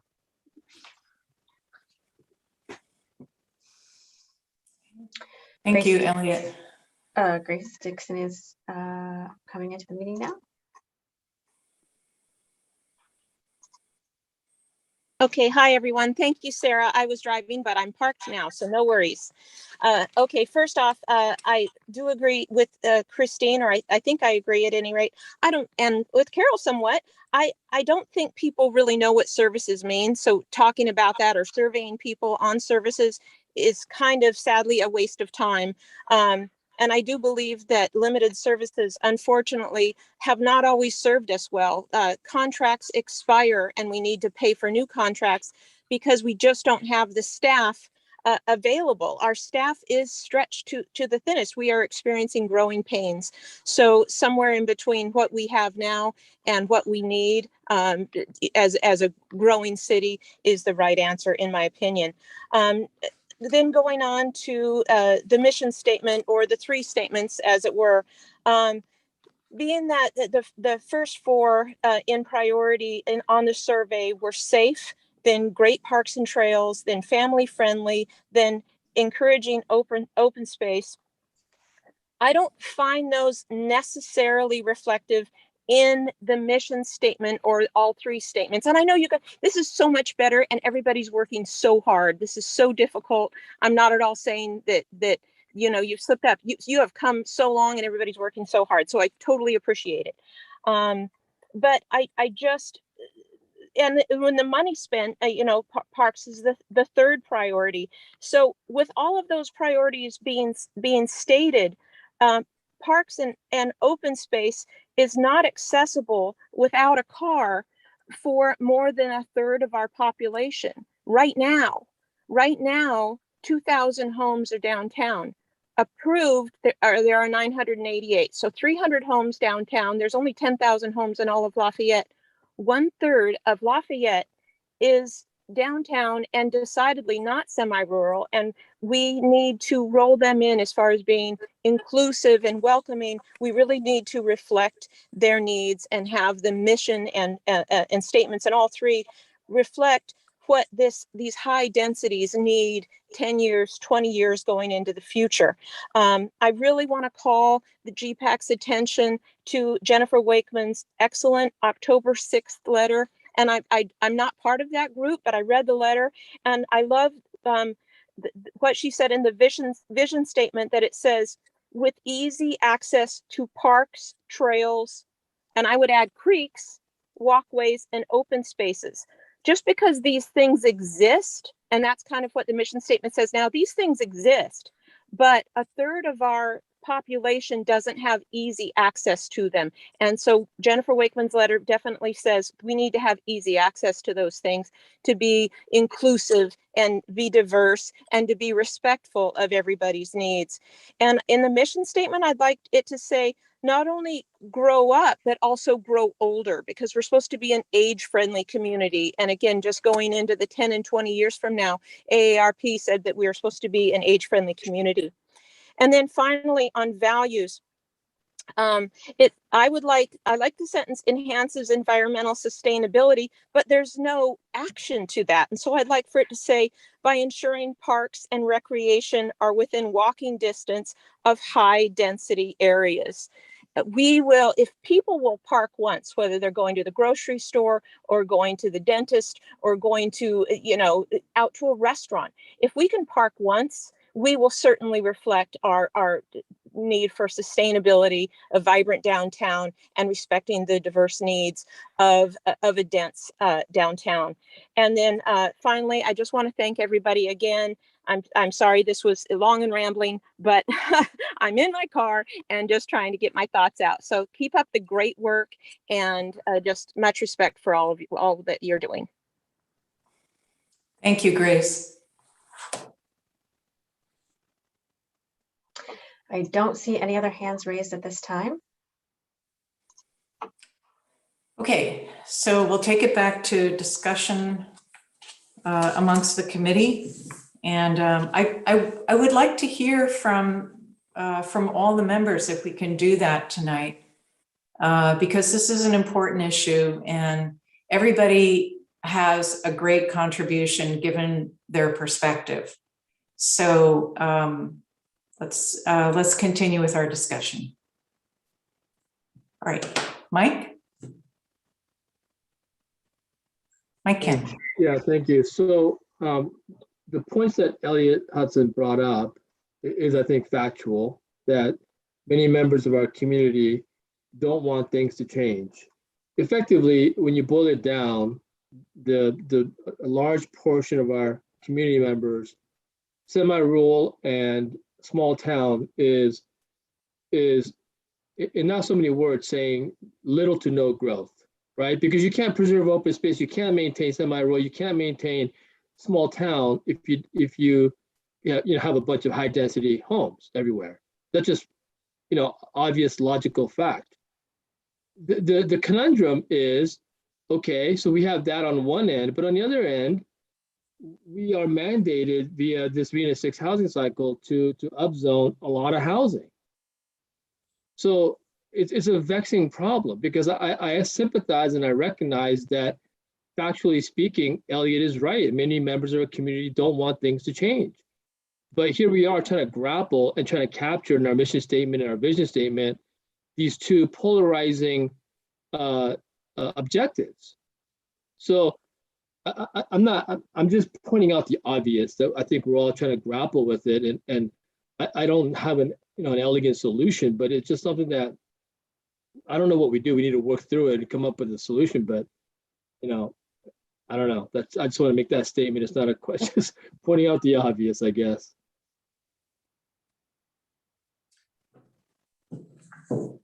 Anna? Thank you, Chair. I was just gonna make, or I guess, a suggestion. Can we have the mission statement, the draft pulled up on screen share while we're discussing? I know it's nice to see one another's face, but and maybe in the future, even during the public comment period, somehow be able to leave it up so that maybe it could spark others who are watching from home, you know, to jog their thoughts on commenting. So I don't have any other comments right now, but I know we're past the public comment, but just in the future. So, but thanks, Chair. I don't have anything further at the moment. Thank you. That's a great suggestion. So Sarah, can I rely on you to watch the raised hands? Because now I can't see them. Yep, absolutely. Okay. Yep, it looks like, let me just make sure I have this. So it looks like Don's hand is up. Okay. Oh, yes, I just think what Mike said, I'm a longtime resident. I can empathize with the semi-rural, but I think this is the three of you have come together and created something that, as an old longtime resident, I can say, yes, I can see this is where we have to go, simply because we are being mandated. It would be nice to have everything stay just as it always has been. But back in 1998, we weren't getting these kind of mandates from the state. And I think what we found here is a ideal, or as close to an ideal compromise with the input that we've had that we could come up with. So I can vote for this and defend it from my neighbors and friends who are going to yell at me. Christine? Thank you, Don.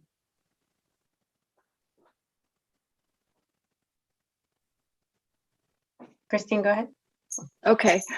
So back to what Mike was saying. I have to ask everybody right now, are we supposed to be doing what we want, or are we supposed to be doing what our constituents are asking of us? That's where I'm getting a little confused. I feel like we're putting a little judgment in here, and I know that we know all the facts and all this, you know, that we're going to have to build all this housing, but you know, why can't we have two thoughts in our head at the same time? Why can't we share the fact that, you know what, we do want to maintain the small town feel? Why can't we say that?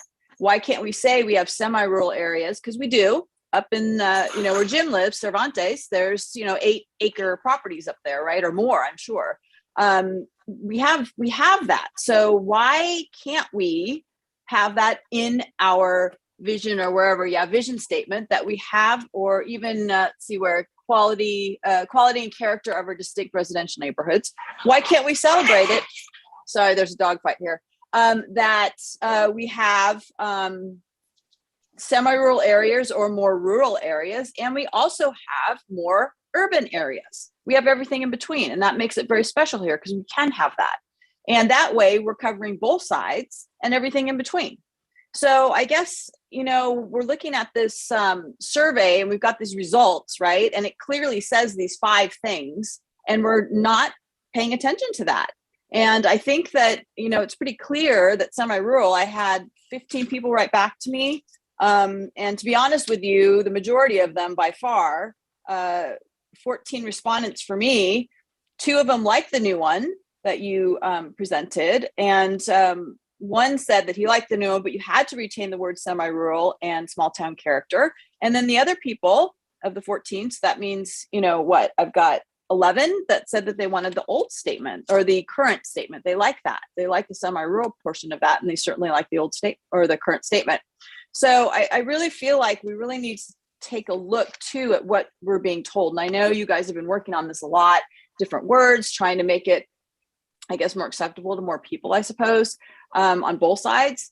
But I mean, I really have to ask, I know we have these huge amount of housing we have to find a place for in the city, but why can't we still have some of the vision of staying semi-rural or partially rural, or some of it's rural, and then some of it's going to be more urban?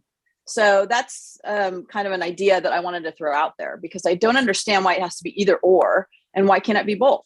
And then also we are getting a lot of feedback. So I don't think it's fair that we're just kind of poo-pooing all that and not paying attention to what, especially the big keyword semi-rural and small town feel, why we're not talking about that and why it's not included in here.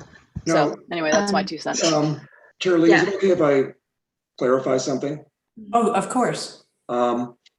Christine, you and I have talked about this a couple times, and so I know we won't see completely eye to eye on this, but we're not poo-pooing anything. One of the things we tried to come across is that we looked at everything, and we saw the feedback about small town, semi-rural. We absolutely acknowledge it. So there's no, to use your phrase, poo-pooing going on here. What we did try to get to are words that are, there's clear definition to them. And that's where, this open space idea, the hillsides, creeks, things like that. And then this idea of the character of distinct residential neighborhoods, as you point out, neighborhoods are more different now than they ever were. And giving people the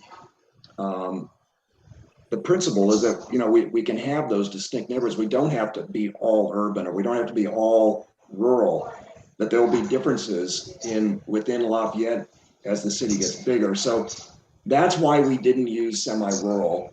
And like I said, I'm a little sensitive to the word that we poo-pooed anything, because we considered all of it.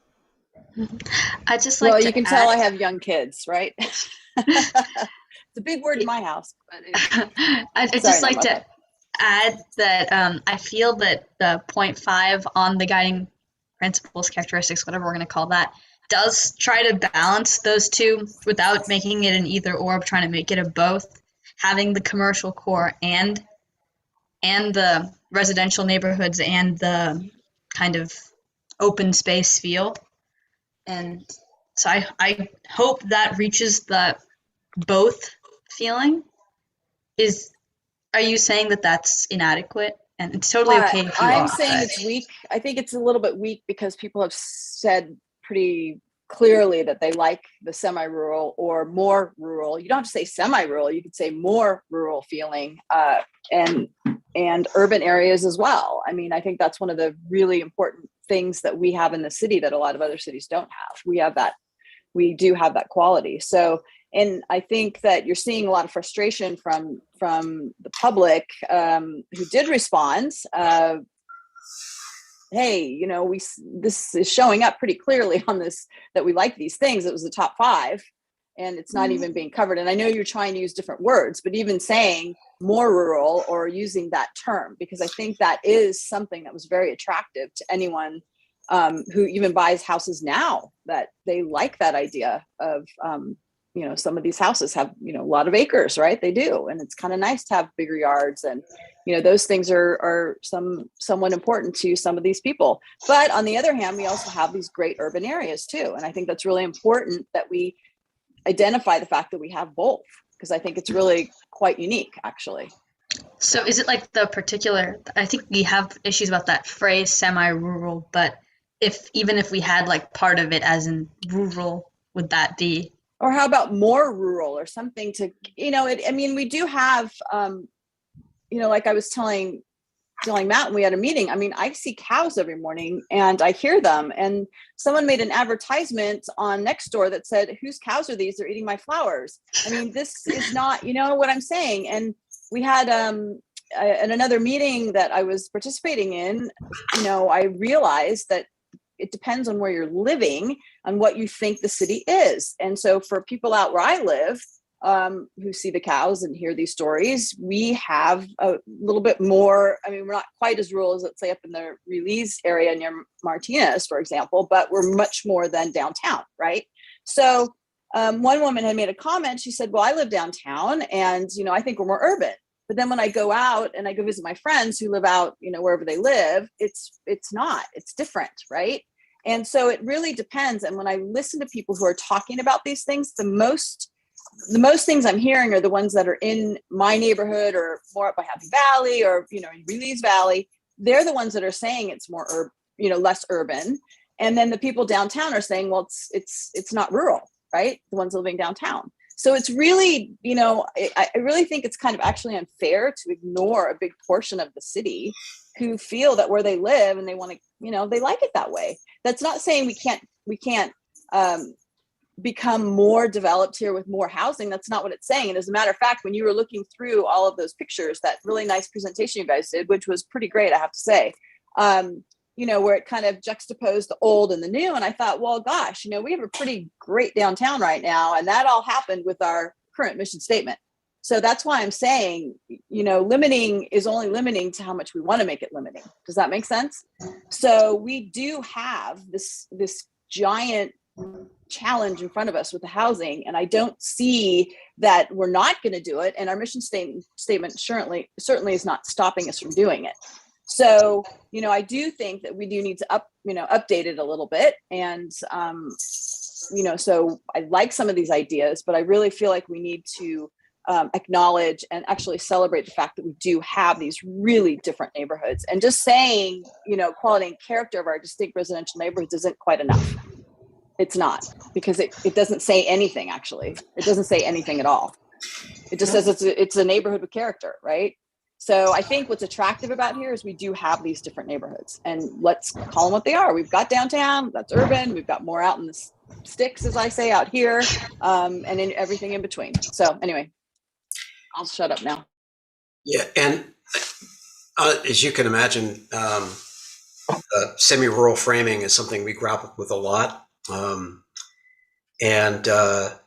it does, I live in the outer reaches of Spring Hill Valley and up against Brioni, so it's wide open here. I drive down the road, Blackhawk Road looks really suburban. Then you get to Pleasant Hill Road, and it's just so there's a lot going on, even in this one little stretch here. So, there was a time where we had a homeowner who had horses on Spring Hill, and you'd see the horses going out on rides. They're gone now. So it's evolving. And the challenge we had was that I tried to figure out what semi-rural meant. And you go online, the definitions are meaning like somewhat rural. That's, I think, the Collier's dictionary definition. There's no real planning definition. You look at the census, and the census is urban or rural, and we fit within the definition of urban. So it's all, but you've got, again, there are some neighborhoods in the city that have certainly a more rustic feel to them. So that was the challenge, because Lafayette is a kind of a complex place for a smaller community. And we tried to sort of get at that with the phrasing, Christine, which you don't like, but these distinct, the character of enhancing the character quality of our distinct residential neighborhoods, which to us meant like, let's try to make better or maintain the things that we love about these different neighborhoods, acknowledging that Upper Happy Valley and the downtown are going to be really different, and celebrate all that. So, it's something to think about. I hear what you're saying. And we just thought that since that word semi-rural seems to mean different things to different people, we're trying to come up with a formula that at least got to what we thought was underneath it, with the open space references and the notion about character quality of different distinct residential neighborhoods. Well, I think that's a thing, though. It's a little bit more subtle than that, right? The open space, they have that in Walnut Creek, they have that. As a matter of fact, they've actually got all that over there too. They've got farms and, horse stalls and all that kind of thing. But I think they don't celebrate it like we could, because it's very unique in the way our neighborhoods are. It's pretty wonderful. We're very small, right? We're very tiny. We're 16 square miles, right? So we've got a lot of stuff going on in this very tiny place. And it's pretty amazing, actually. Yep. Through the chair, there's several other hands raised, so if we could maybe get that from some of the hands raised. So Beth, you've had your hand raised for a while. Thanks, and great conversation so far. I just really want to champion your language. I love the fact that you broke this out in 3 distinct buckets. If you wanted to add in the word semi-rural, I think you could easily fit it in. Residents and visitors in rural semi-rural open spaces, nearby hills, parks, creeks throughout. I think you've done an excellent job in pulling out really important benefits of Lafayette. So the fact that in this variation, you're talking about distinct residential neighborhoods. That's one of my favorite things, walking around Lafayette during the day, because I'm always on my feet. And around the library, I pass by the Chateau housing, which is senior housing, and there's multiple units across from single family homes, down the street from 2 schools, and surrounded by restaurants and a soon-to-be theater. And then, I can walk a couple blocks and I'm on a beautiful trail. So I think having these particular words in here is really important. You talked about protecting and preserving the natural legacy of Lafayette and supporting the vibrant commercial core, and maintaining a physically responsible and transparent city government. I think this is really all here. And again, if people are more comfortable with semi-rural, and I hear that again and again from everyone, I think you can easily weave that into the vision statement, but I'd hate to lose some of these call outs that you've made. I think they're really spot on. That's it. Thank you, Beth. Susie, we haven't heard from you, but I see your hand up. Okay, thank you. So I would actually prefer to not have semi-rural.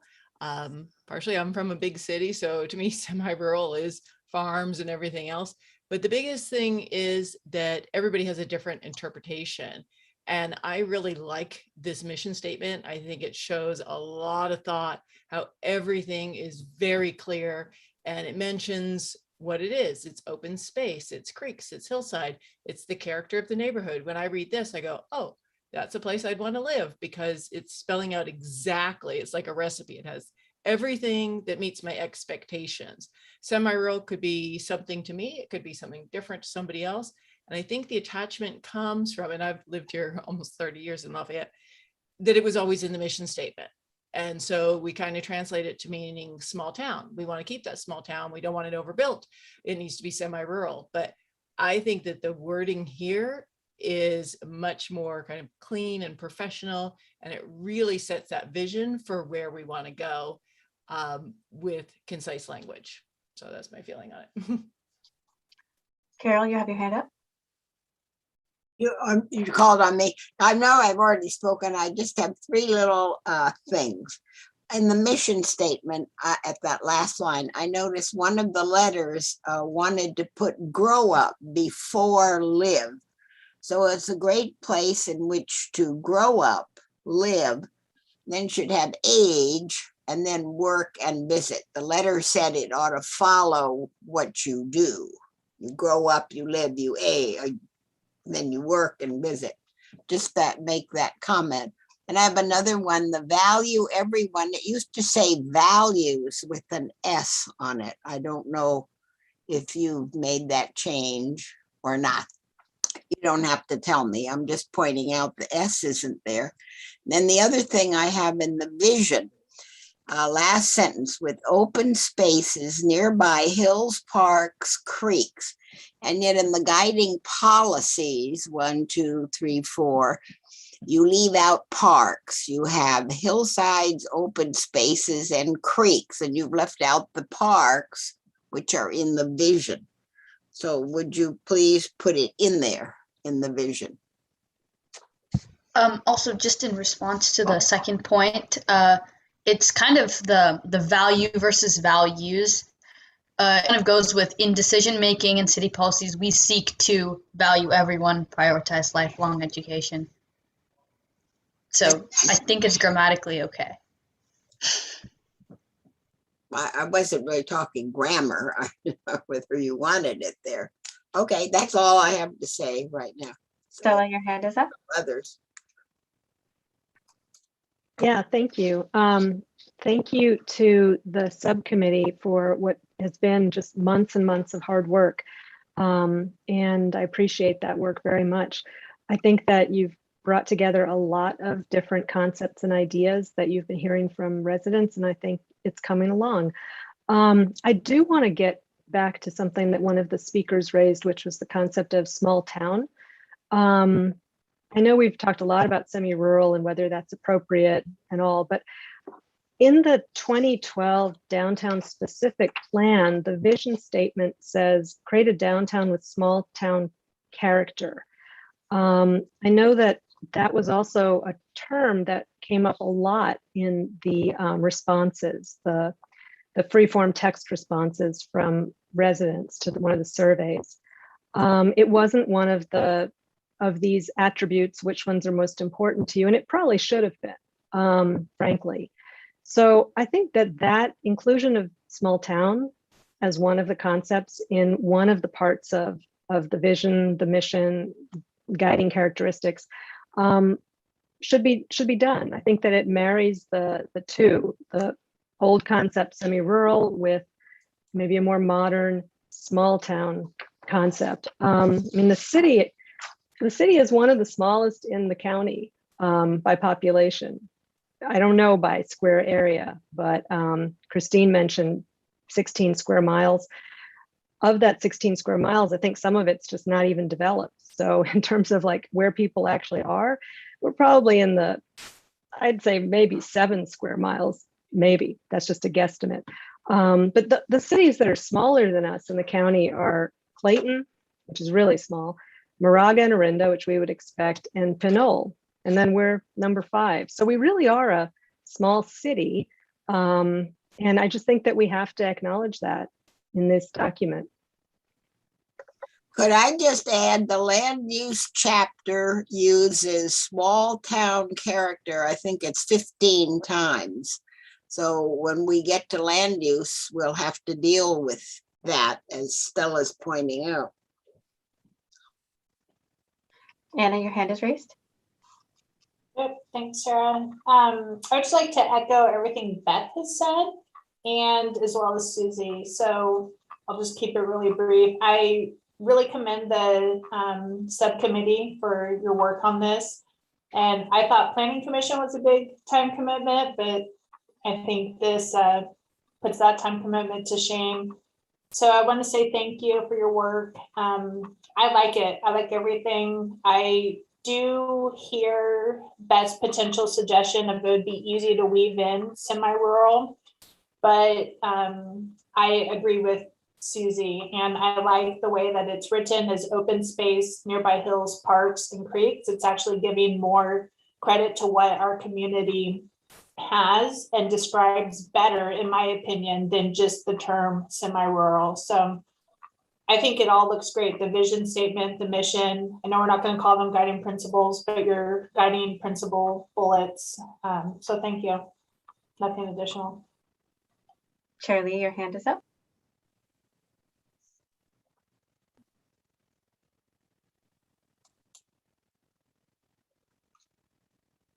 Chris, did you want to say something? I'm just wanting to point out that to answer Carol's question, the reason why values change to value is that there's a sentence in front of this list that says, in decision-making and city policies, we seek to value everyone. So it makes grammatical sense to say value. Also, I wanted to venture a reason why preserve and protect our natural legacy of hillsides, open spaces, and creeks. This is another way, a more aspirational way of saying preserve our semi-rural nature. And we're actually naming those components of a semi-rural environment: hillsides, open spaces, and creeks. So I think that's why parks doesn't appear here, because parks isn't it's not something that you would find in nature. So and I think that was all I found answers to. Well, what is the difference, hillsides and open spaces? What's the difference? Well, an open space can be just a lot of flat ground. And, you know, a hillside is a hillside, but what I think what we're getting at is that they're unused land. I guess raw land is what it's called. So it's never been developed. Okay, how about the putting grow up before live? That was in one of the letters. We'll take that as feedback. That was in one of the letters. We're taking detailed notes. I think I'm on page 3 so far. So, Mayor Kendall, your hand is up. Yes, hi, thank you, everybody. We're getting there. And I appreciate everybody's doing. I love the comments tonight. I do believe that we can create something here that we can all be proud about. It may not be perfect, but I don't think we're quite there yet. I think that we need to make an effort to have people not hate it, just to be blunt. So I would definitely try to, bring in some of those. I think safety isn't in here. I think we've missed that. I think semi-rural or small town, and the limit growth piece is not that we're going to limit growth, of course not, but it does kind of give you a direction that maybe we don't want to go super tall.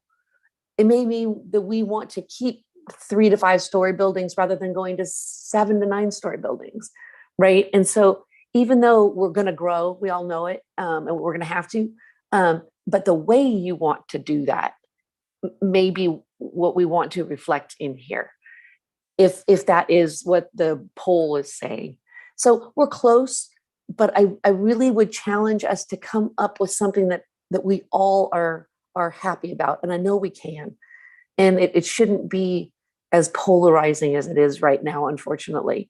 And I think we can get there. And I appreciate all of you. Thanks. Christine, your hand is up. I had a suggestion for the vision. This is kind of bugging me. It says with open spaces nearby hills, and a lot of my neighbors live on those hills, so they're actually in the hills, so it's not nearby, they're on them. So I kind of thought also we should give a shout out to our oak trees. So I thought maybe we could change nearby to like oak covered hills or something like that, because we do live in hills. We don't have them nearby, they're actually here. So I don't want to ignore that. I'd like to get the oak in there because that's kind of, I don't know, I feel like that's sort of our mascot to some extent. And so maybe, I don't know, consider it oak covered hills perhaps.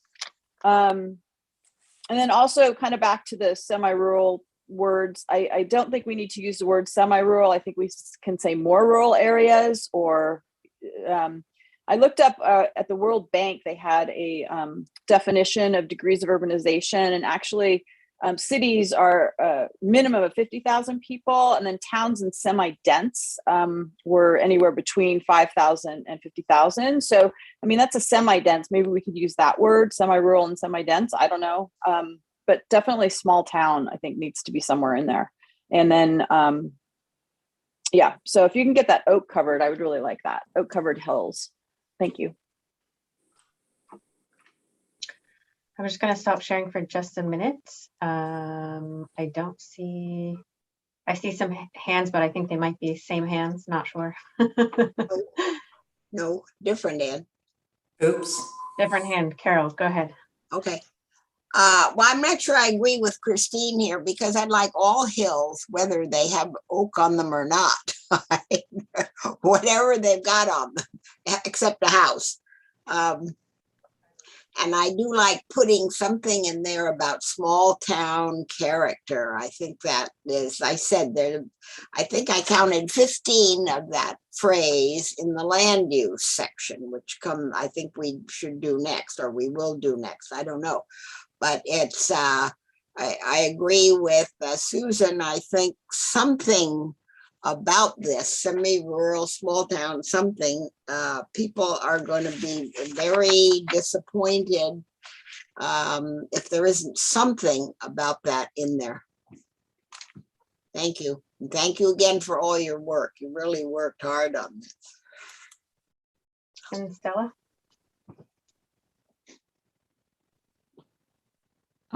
Yeah, thank you. Just had a couple of thoughts about some of the phrases in a question.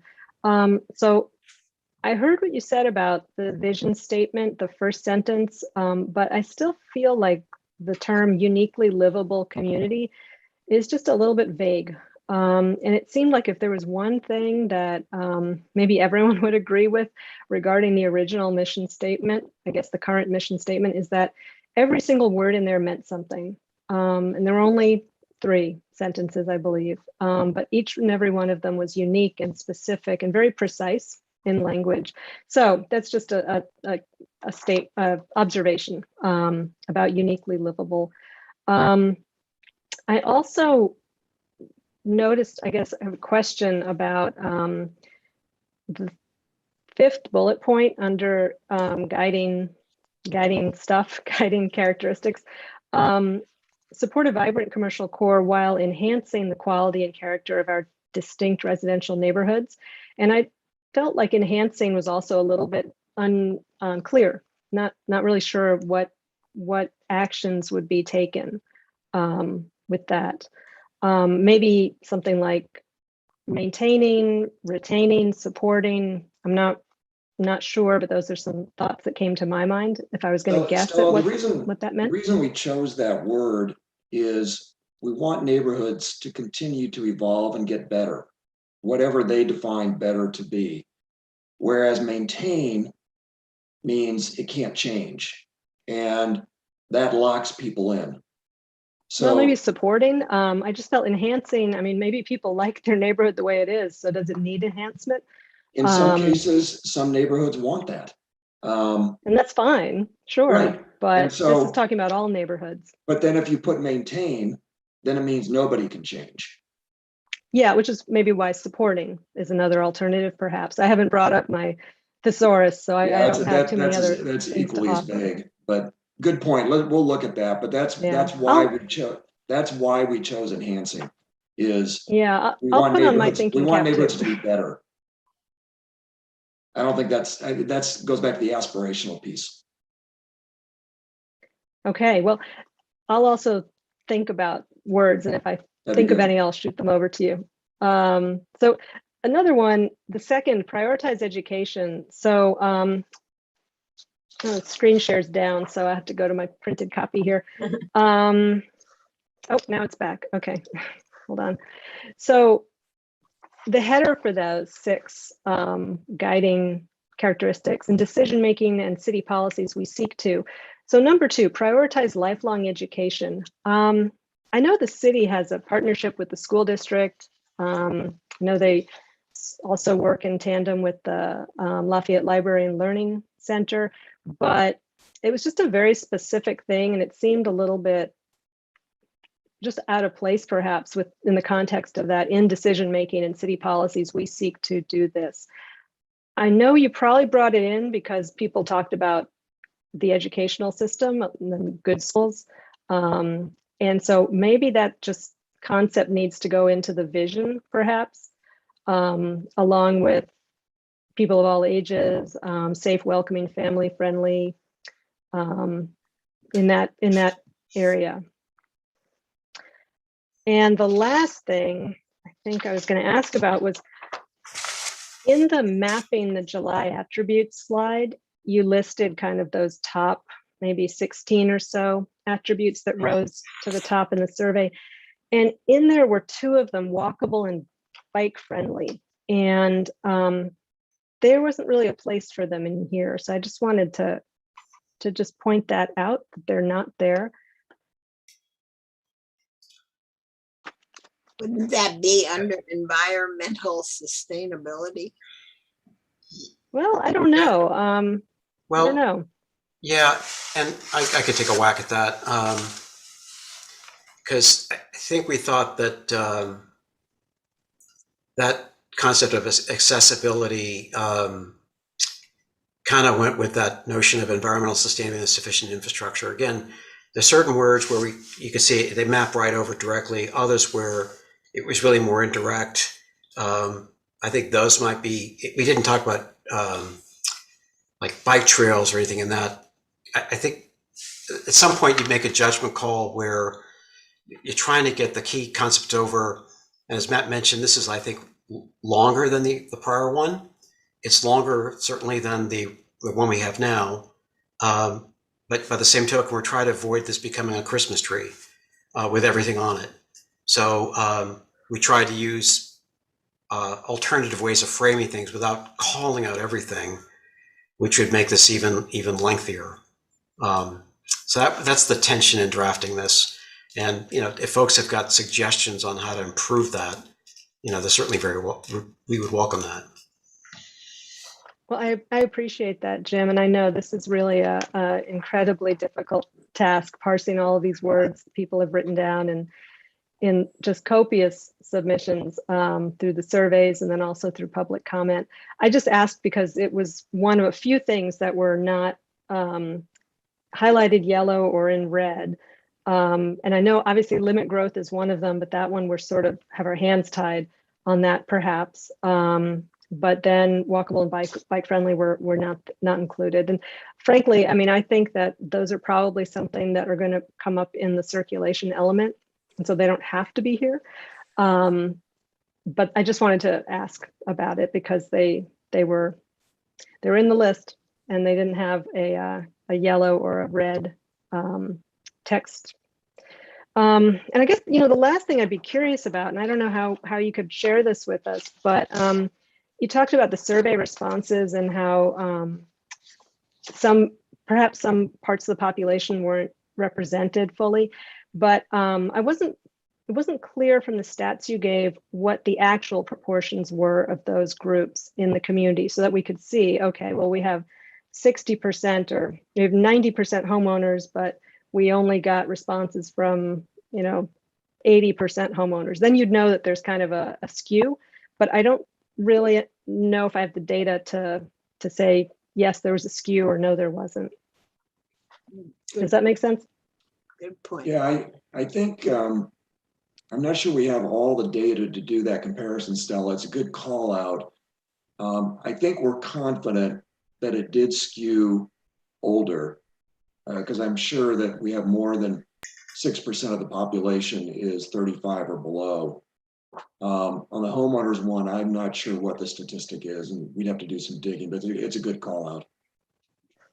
Yeah, I know the census reports it as something called tenure, which whether you're a homeowner or a renter. We do have the statistics on tenure. I think it's in the appendix where people self-reported the amount of time they've been here, but I don't think it necessarily relates to home ownership or rental. That's a separate category. Oh, yeah, no, tenure in the census context is not how long you've been somewhere. It's actually whether you're a homeowner or a home renter. Oh, okay. So that one is definitely available. Okay, I'm sure that Sarah has that at her fingertips. It'd just be interesting to see kind of how where specifically is the skew? Is it just in the older resident and homeowner, or are there other characteristics like gender, for example? And I think there were some other demographic things you asked. I believe it was 60% female, so it was skewed a little bit higher female. I'm doing this from memory. I don't have the deck in front of me. The homeowner, we thought it skewed a little bit higher to homeowners than with renters, but we need to dig that up. It's a good call out. Yeah, that would be great. I know that I don't have it in front of me either, but I know there was that whole demographic section of the survey where people did say, I'm this, I'm that, I'm the other. We got that data. So yeah, that would just be kind of interesting to see. Thank you all for very, very much for everything you've been doing. I see Carol and Susie have their hands up. Oh, I'll take it down. Sorry. Go ahead, Susie. Okay, thank you. So it wasn't actually until Stella noted it that I saw the lifelong education, which is interesting because I'm an adult school teacher and I don't think that belongs here.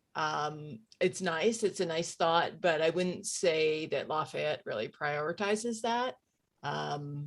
you know, I know that we do offer some programs and everything, but I wouldn't say that's high on the list that would make somebody want to live here or not go outside of this city to other cities to offer it. I'm on a task team, and believe me, all the other cities offer a whole lot more, and they take it very seriously. So I don't think that's a claim we should make. But I do think we should talk about the walkability, as she also mentioned, because like on anything like city data, and also when I've gone around talk to the neighbors, that is like one of the first priorities people want is walkability. They want sidewalks, they want trails, they want places, and that's something Lafayette does offer. We can improve on, but we have a lot of places. I mean, I don't use my car during the week. I walk everywhere because I'm close to downtown. That's a huge thing of why people live here, so, or want to move here. So I do think that that should be included. And I feel that we should take lifelong education out. It doesn't belong there. If you want to put it in with the other school, that's fine. But I don't really think that's a priority for what we need, since we're trying to keep it really clean. I think I would remove that. Carol, your hand is back up. Okay, I agree with Susie. I questioned that a long time ago. Prioritize education as to just what it meant as a guiding principle. How would we work that into the general plan? What does it mean? Because the schools are under the school district. I just wasn't sure if it meant, and I also have heard from some of the DEI people, it sounds as though, you know, we only want educated people here. And what is an educated person? At what level are they welcome here? It sort of raised that idea of you have to be educated. Okay, and I like that, what Susie said, and I think Stella, that goes back to what I was talking about, protect and preserve our natural legacy. That is one thing. But the other thing people want is trails, parks, bikeways. Everybody I know talks about that. Of course, I'm on Park and Rec. We hear about trails all the time. So I think if they're not considered natural legacy, there should be something about that in our guiding principles. Thank you. Okay, I will stop sharing. I don't see any additional hands up.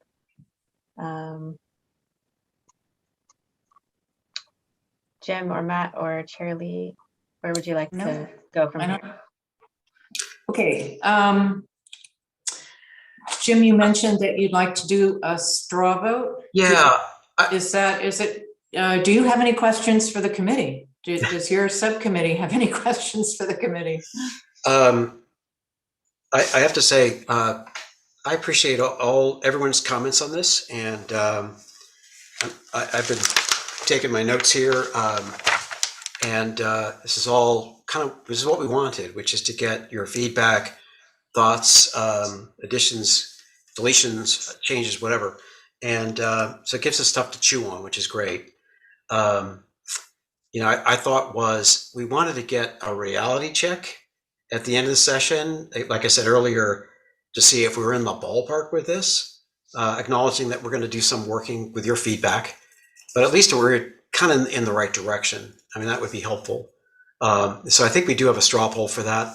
But before I jump to that, I want to make sure, you know, Namratha or Matt, was there anything that you thought of here that maybe I'm overlooking or a question for the group? Because beyond what we received in feedback already. No, the feedback was great. The discussion was wonderful. I too got a lot of notes, and you know, I think everybody understands there is this wide range, and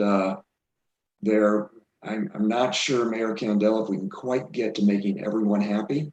I know you're able to do that in your job, so we're obviously going to have to aspire to that too. This is going to be tough. We've still got some work to do. We understand that, and this has been an excellent session at least for me. Great. All right. Thank you. the three of you for all the work you've done to prepare for this and to sit through almost 2 hours of us asking questions and giving you our comments.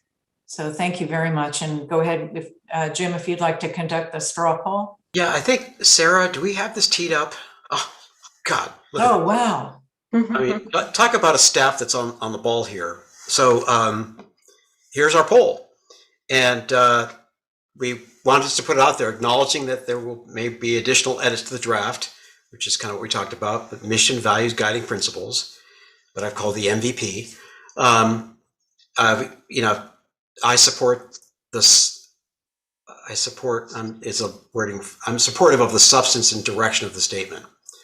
So we kind of just want to get an up and down. And I think that's pretty evident. I know folks have got questions on it. We just want to get a read from people. Again, are we moving in the right direction here or not? So that's kind of where we are. So what do you want us to click on one of these? Yeah, click on one. We can't vote. I'm not sure I know what you mean. Are you moving in the right direction as opposed to Wrong direction. Let me go back. What is the wrong direction? Those are Jim's words. The text says, I support, so acknowledging that there may be additional edits to the draft, Yeah. which we've discussed tonight, and we've got pages of that. I support the substance and direction of the statement. So in other words, maybe it's just let it speak for itself. Substantively, is this, are people supportive of this? Yeah, we're trying to make sure, Carol, that we're, like Jim said, in the ballpark. If the vast majority of people say no, we frankly have got to go back to the drawing board.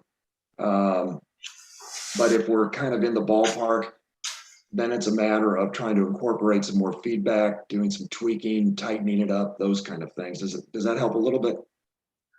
Not really. I'm just, you heard all our comments. Right. I don't think anybody said you were going in the wrong direction. Well, that's what we're trying to find out. We may be in the wrong direction. We're trying to know, we're trying to figure that out. But what is the right direction? What do you think is the right, it's up to you, Carol. If you think it's the right direction, then it's a yes. If you think we're on the wrong direction, then say no, that's all. Yeah. But we can't vote on this. Yeah. It says we cannot vote. Sorry, I jumped in, but are you asking us to vote? Because we can't. Yeah, it's not. What is it saying? It's saying host and panelists cannot vote on the bottom, and it won't let you click because I tried to. Let me. I could vote. It allowed me to vote. Oh, okay, you decide, Beth. Maybe Be because sorry. I tried to vote yes. Maybe. I trust you. You got it all for us.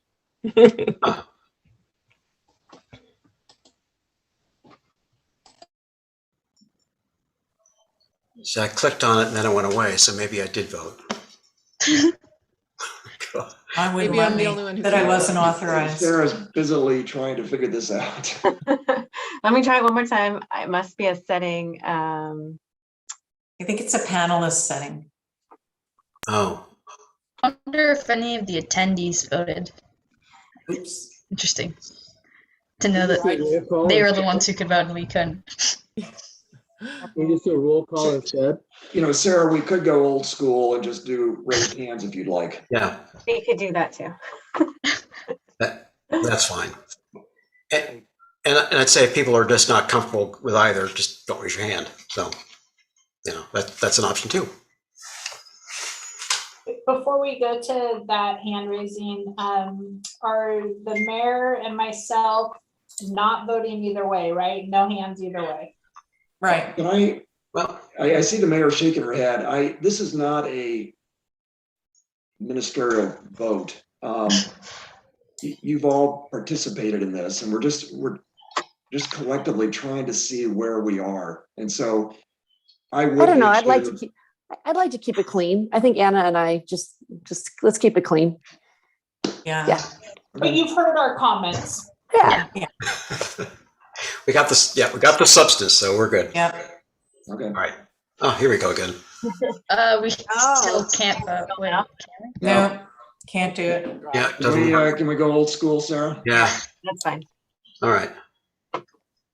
So with respect to the question that was asked, which is not on my screen anymore, but acknowledging that there will be additional edits to this just based on the feedback we received. Are you, what was the wording on that, Sarah? Maybe I should have you read it to me. Sorry.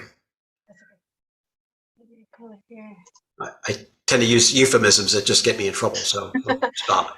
Acknowledging that there may be additional edits to the draft mission, values, and guiding principles statement discussed tonight, I support the substance and direction of the statement. Yes or no? Thank So you. I would say if you agree, raise your hand, and if not, can keep it unraised.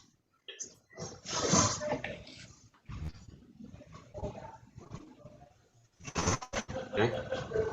Got 8? That's 8, I think. Okay. And then on the other side, no.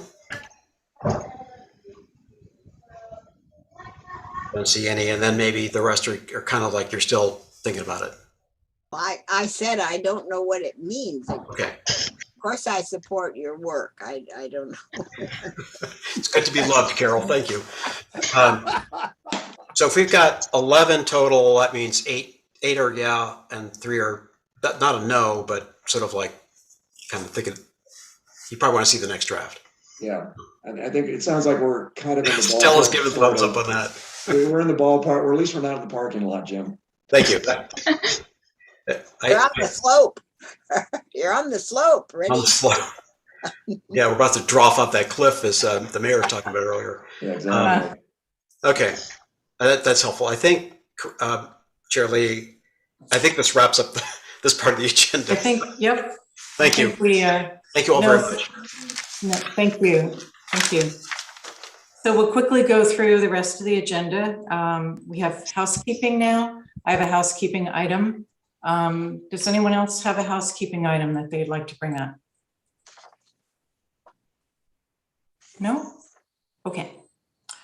So my housekeeping item is that I went back and found the GPAC roles, agreements, and best practices that we reviewed last year. I think it was the November 2020 meeting.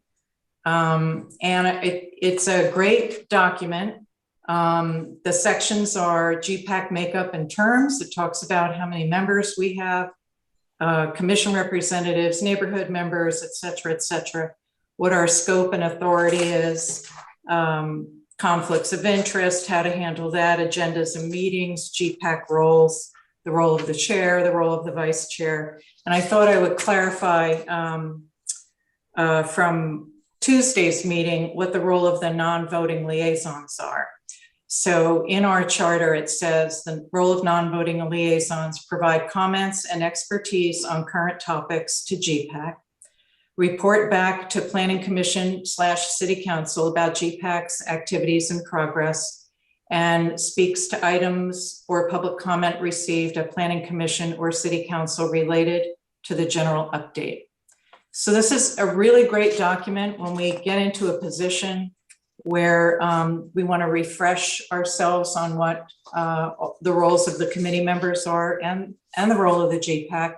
It's a great little roadmap, and I'll ask Sarah to distribute that to all the committee members. Thank you very much, Chris. That is very, very You handy. are welcome. Look forward to the distribution of that material. And I Yes. think we should all keep it in front of us. Right. Should be page 1 of the binder. Yes. Yeah, I remember going through it, and I was looking for it, and Sarah knew exactly where it was. So we'll repass it out. And I'll also mention that it's updated on the website as well under GPAC in the overview section. So there's a link to it. All right. Great. Just And oh, go ahead, Jim. I was just going to say, we're 1 year into this, and good luck with this next year you're going to have compared to the one we have now.